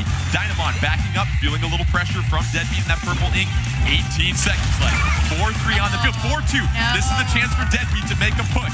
They've got a 4-2 advantage and 3 specials ready to go. 10 seconds left. Can they make that final push to keep Dynamute at bay? 6 seconds left. 4-2. Here come the specials, we are sure. 3-3 at this point, and this is going to be much closer, I think, because we see a couple splatterings of yellow ink at the tail end. Yeah. This is going to be a close one, I think. I see a lot of purple, though. I see a lot of purple, and yes, the Judd agrees. 55.2 to 38, and so Deadbeat, which struggled initially in Turf War, hands Dynamute their first Turf War loss of the afternoon. And really, we see these players, and Eric, we talked about how they will adapt to the game as they continue to play it more, and that's what we're seeing with Deadbeat. Yeah, absolutely. I mean, that they looked like a different team from the initial round robin. Yeah. I mean, they were so aggressive, just splatting any chance they got, and were able to control all the turf. Yeah, there was no hesitation happening in this round of Turf War. They went out there and they said, we have a job to do and we are going to do it. And they did a really nice job. I was watching on the overhead map. They did a really nice job of throwing bombs and getting ink put down behind their opponent so that they had no means of escape. And that's always an excellent strategy when you're having those one-on-ones. We should also mention in the finals, the team that loses a match will have selection of the next map. So there's some strategy that goes into that. So that Humpback Pump Track selection was made by Deadbeat after they lost tower control. So you wonder what these teams are factoring in as they look at not only the game mode, but how it applies to the map. Yeah, definitely. I mean, obviously, after practicing, these teams have preferences of which maps they feel the strongest in. Of course, depending on the game mode, maybe you feel better about a certain map in Rainmaker, or maybe you feel better about another map in Tower Control. So I kind of love that they picked Muscle Forge Fitness for this one. Muscle Forge Fitness for our next round of Rainmaker. Right now, Deadbeat with a 2-1 advantage in this best-of-7 grand finals matchup of the 2017 Splatoon 2 World Inkling Invitational. A victory here, it's not a must-win, but it would go a very far way for Deadbeat as far as giving some distance between them and Dynamute and putting some pressure on Dynamute. So we look at Rainmaker. What are some of the things that you think Deadbeat will try to focus in on this match as they had success last time in Rainmaker? I think they're going to have to absolutely neutralize Autobaru, because he's going to be out there hunting. He's a hunter, for sure. He's a hunter. He's going to be out there just hunting for anybody who's accidentally been led astray from the flock to pick them off. And I think this is going to be a really great Let's make it rain on Muscle Forge Fitness. Let's go ahead and get to your teams right now. Deadbeat in the green. They're going to go with the heavy Splatling, 2 splatter shots, and a slosher. Meanwhile, Dynamew in the purple. You've got a roller, charger, slosher, and splatter shot pro. Shield initially going to be bursted by Deadbeat. However, that Rainmaker still up for grabs. Nobody claiming that 4-2 advantage, 3-2 advantage. Dynamew on the field as they grab the Rainmaker. They're going to push it to 85 before it gets seized. And right now, we already see both teams being very aggressive, wasting no time trying to get to that Rainmaker. That's right. You're going to see Power hanging back with that heavy Splatling and just doing everything in his power to target the Rainmaker. He did that with Autobaro. Autobaro picked up the Rainmaker. He was like, no, my friend. No, not today. 85-0 advantage right now. Looks like that Rainmaker is going to get reset right now. No, it's going to be grabbed by Dynamew as they push it to a 63-0 lead at this point. 4-3 advantage on the map right now for Deadbeat. Plenty of time left in this one. 4:07 going, and right now, Deadbeat unable to really get a push outside of their half of the map here, Ashley. Yeah, this is interesting because you can see Hexen got a little bit too far ahead there into enemy territory and ended up getting splatted by the Rainmaker. However, Tim gonna go to some uncharted territory. No ink over there to take a 46-63 advantage for Deadbeat before Dynamew gets the splat. And now you got a little bit more pressure applied by Deadbeat as there's all sorts of splatting going on. Dynamon with that Dynamo roller, as we said, trying to burst the shield. No collateral damage there. 63-31 advantage, and we see Dynamon just reset the Rainmaker, move it to the middle, and you like that move there, Ashley. Good. That was a good choice. Obviously, you want to get it back to the middle as quickly as possible, and walking it there, or even swimming there, is not the best idea. Especially since by the time you reset, get back into action, that shield probably will not have been bursted yet. 3 minutes left in this one. 4-4 on the field. 2 specials for Dynamew. 31-63 advantage for Deadbeat. Rainmaker up for grabs in the middle. Both teams just trying to feel each other out, find that way they can get some ink coverage so they can find a great route and an escort to get to the other side of this map. Yeah, you'll notice a lot of these teams at this high-level play don't just immediately grab the Rainmaker. That's always the thing you always want to do. It's your instinct. You want to just grab it, but no, you got to hold on. Tim is bringing his lunch pail and hard hat and putting in work. Stops the Tenta missiles from going. Gets another splat there, so 2 critical splats for Tim. And now the Rainmaker, Tim, is starting to take over this match. 31-63. However, Witt going to get stopped by Atubaro. 63-31 advantage Deadbeat at this point. Atubaro just holding back, trying to maintain some leverage on Deadbeat. Meanwhile, Deadbeat being very aggressive and getting Dynamew pushed on their heels. I have to say, there is a lot of green on this map, and Deadbeat is doing a really great job of creating lanes, creating problems for Dynamew, and it's obviously going very well for them. How about Dynamon shooting the Rainmaker behind a wall of coverage and getting the splat as it's now 63-31, getting to the 2-minute marks. Things are going to start to get a little bit more inky here. Dynamew, they've got the early deficit going on right now, but still plenty of time left. And right now, we see Power trying to find some position, trying to hold that back line, provide some cover and a route for his team. Meanwhile, Dynamew still kind of stuck in that corner because of where the Rainmaker's at, Ashley. Yeah, well, Witt and Hexen are doing a really good job of throwing bombs out and keeping anybody from Dynamew from getting to the Rainmaker. So, fortunately, Dynamew's able to pick it up at this point, but there is a lot of green on the ground, and they're going to have to make some serious gains in the last minute and a half of this game. Dynamon with the Rainmaker, though, moving across the grates at this point, trying to get a couple critical splats, and this is going to start to move their score much quicker. Oh, we've got 31-47, but a critical splat. Great defense by Deadbeat. You see Hexen with the splatter shot, able to prevent Dynamew from advancing anymore, but don't you hold your breath quite yet, because Dynamew grabs it again. They're trying to push it, however, Deadbeat retreating them as we're just to a minute left. 4-1 advantage on the field for Deadbeat as they secure it. Hexen doing an absolutely fantastic job of hiding underneath this grate over here and taking everybody out as they walk across it because they can't swim, they can't hide, there's nowhere for them to go. Under a minute left, Tim with the Rainmaker right now, and when you've got the lead, we saw them be a little hesitant in tower control. What do you have to do if you're Tim to try to get some help as we see the splat by Atubaro? 40 seconds left and you have the lead. I mean, you gotta have a teammate with you, and I think that's such a key thing. It'll be interesting to see if Atubaro can win this one-on-one with Power. He does. Critical one-on-one victory for Atubaro. Can he get another splat? But no, Witt providing some support right there. 47-31. 27 seconds left. 3-3 on the field. Deadbeat with the victory here proves a 3-1. Dynamew trying to tie things up in this grand finals right now. Witt putting some pressure on Wakaru, but no, Wakaru getting some help right now. Wakaru trying to push this. They need one more push, Dynamew here. They don't have much time left on the clock. Here comes the final push. Expect the match to come down to this right here. Trying to get the push. Getting flanked from behind. Impressive splat by Tim. 3 seconds left. Is that going to do it? And that'll do it. Deadbeat able to recover and flank and get behind the Rainmaker quick enough in that match before Dynamo can make one more final push, Ashley. One of the things Deadbeat did really well is, again, that fundamental turf war mentality of put down ink. They had so much green on that map at one point. It was like, if we pick up the Rainmaker, that's a free road to a win. So to be able to put down that much ink it's just so helpful, and also keeping your opponents away. Yeah, that mechanic helps. Like, even if you're not near the action, you're not near the Rainmaker, there's always something you can do to help your team, even if you're on the other side of the map, is making lanes toward the enemy goal.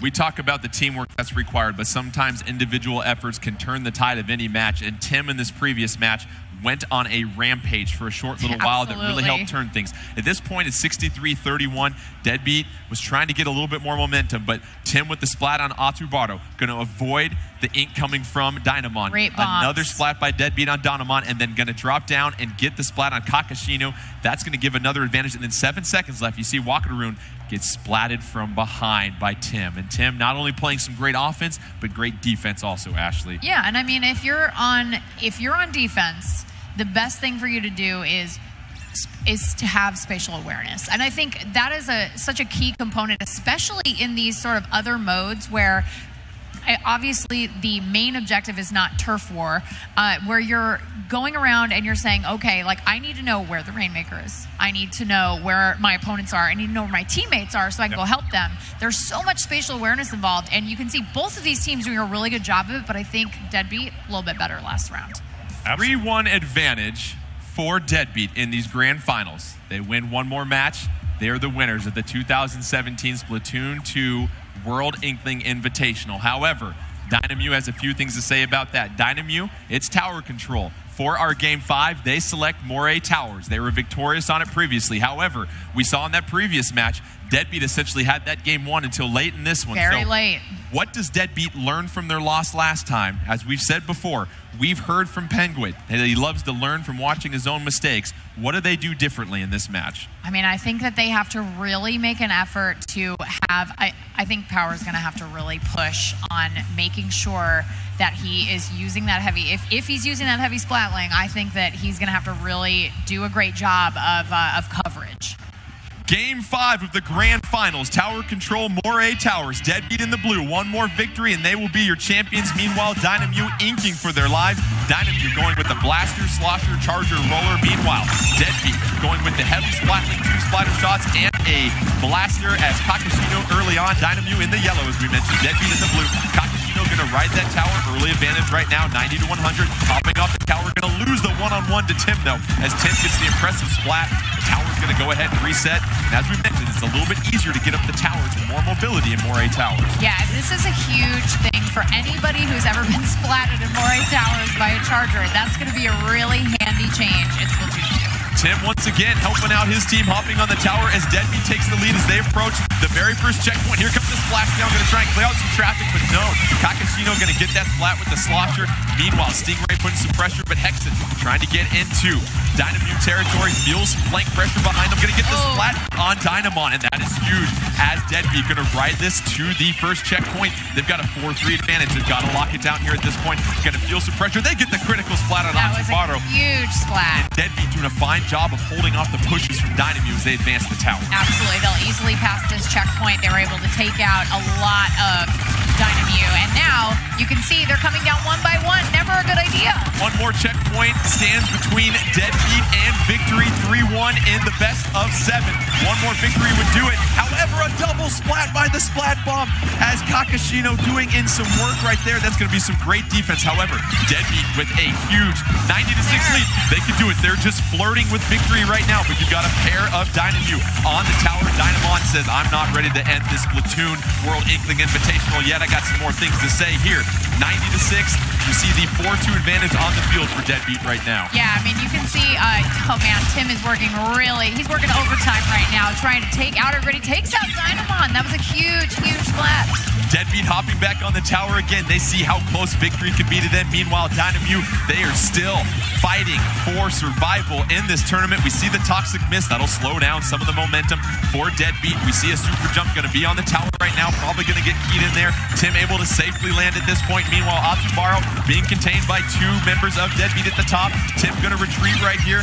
Meanwhile, tower being reclaimed by Dynamute. And you see how important this critical push by Deadbeat has been. And they're not putting their foot off the pedal right now. No way. They're being very aggressive. They want this. They can taste those super sea snails. Kakashino going with the Tenta missiles. That's certainly going to help right there. However, tower's going to get paused for a moment. You've got 2:15 left. A 6-90 lead for Deadbeat. Remember, one more victory, and they are your champions of the 2017 Splatoon 2 World Inkling Invitational. 2 minutes left. Tower in the middle, still up for grabs. And is this the point where Deadbeat realizes their folly from the previous match and looks to push it even more? Yeah, I mean, gosh, you can see Power really putting in the work right now, jumping up and down, getting the great splat right there of Dynamon. He's up there just getting it done. Tim with the flank on Kakashino, going to start riding the tower. It is a 3-3 tie on the field. Couple of specials, 3-2 on the field, 2 specials also for Deadbeat. Can they continue to push that tower? They're hopping off momentarily. Meanwhile, you see Dynamute just being patient, waiting for the tower. We're at 1:30.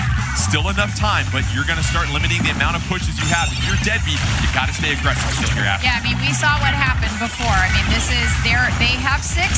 There's only defense to be played, but anything can happen in the last minute of this match. Dynamon trying to push into Deadbeat territory. Meanwhile, Dynamute going to hop on the tower. Dynamon got that Stingray ready to go, looking to try and get a couple critical splats. This is where Dynamute clutched victory away from the grasp of Deadbeat last time. Can they do it again? They're at the first checkpoint. 1 minute left. It's going to most likely have to go into overtime if Dynamute wants to get that victory. 58 seconds left. They're trying to push it past the point. They survive as Rockaroon. It's a 3-3 equal footing on the field. 3-2 advantage though. Rockaroon trying to get a critical splat on Wit. Wit ducked behind the counter. However, tower lost. They didn't hop on it. 44 seconds. 6-53. 1 more checkpoint remaining for Dynamute. If they win, they continue to keep this grand finals going on. If Deadbeat is victorious, it's over. 4-2 advantage on the field for Deadbeat. And after this is where Deadbeat has to make that final championship push. They absolutely have to push really hard right now. All of these respawns are going to be coming into the field.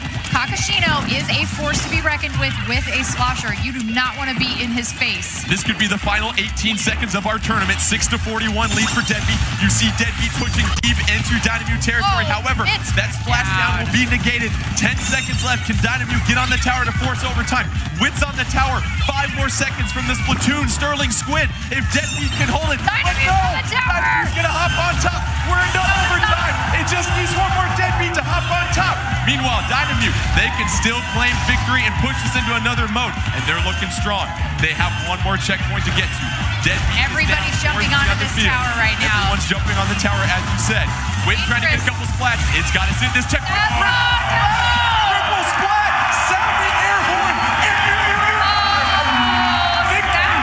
Deadbeat! And they couldn't have done it in more dramatic fashion. Unbelievable performance. 2 teams, the absolute best in the world, but you see Deadbeat able to survive the final push that Dynamute was trying to put on. And you look at Dynamute, just how impressive they were the entire day. You see the skill from all their players and just an absolutely incredible match here, Ashley. Unbelievable. And I mean, Dynamute really pushing at the end there and doing their absolute best. But you know what? When you've got a cluster of squidlings on that tower, that is really dangerous to be doing in overtime. And I feel like that was a thing that a burst bomb can take care of. Yeah, I mean, absolutely. Deadbeat so vital in those last moments. I mean, they all had actually double digits in splats and assists, which you don't see a lot. Huge. Real team efforts. Yep. Deadbeat, representing North America, your champions of the 2017 Splatoon 2 World Inkling Invitational. That'll do it for us, but before we get going, let's go ahead and toss it to the producer of Splatoon 2, Mr. Nogami, to hand out the Splatoon Sterling Squid to our champions.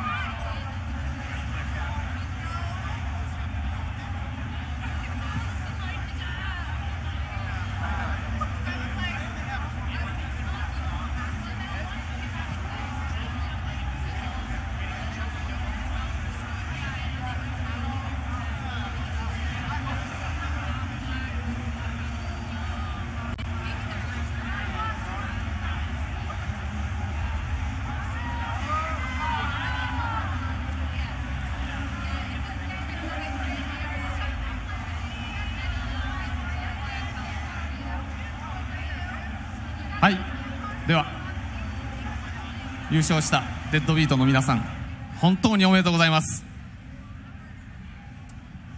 I want to give a hearty congratulations to our tournament winners, Deadbeat. 」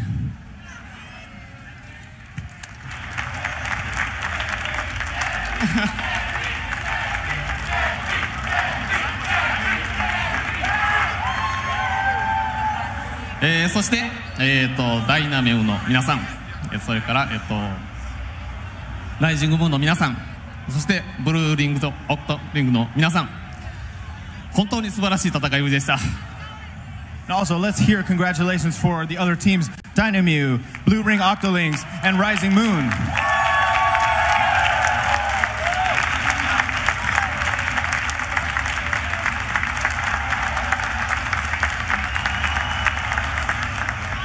そして会場の皆さん、中継をご覧の皆さん、長時間お付き合いいただいて本当にありがとうございました。 Thank you everyone here in the booth and as well as all the Splatoon fans watching from home around the world for sticking with us for so long.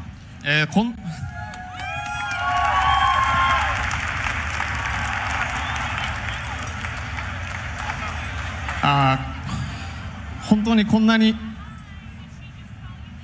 この光景は本当にもう夢のようです。こんなに素晴らしい機会に恵まれたのは本当に世界中のスプラトゥーンファンの応援のおかげと心から感謝を申し上げます。 I'm incredibly pleased with how splendid this atmosphere has become, and I want to say that I think the reason we're blessed with such a good experience with this tournament is thanks to the support from fans around the world, and I want to thank you genuinely from the bottom of my heart.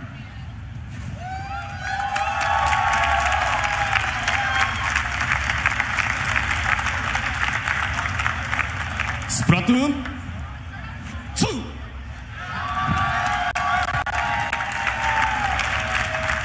はいよいよ来月7月の21日に発売されます。 Splatoon 2 is finally on arrival next month on July 21st. 皆さんの応援にお応えできるよう、我々イカ研究所も力いっぱい盛り上げていきますので、引き続き応援をよろしくお願いします。 You can rest assured that in answering all the support from fans around the world, we will continue our squid research with all the power we have. Thanks so much. Thank you, everybody.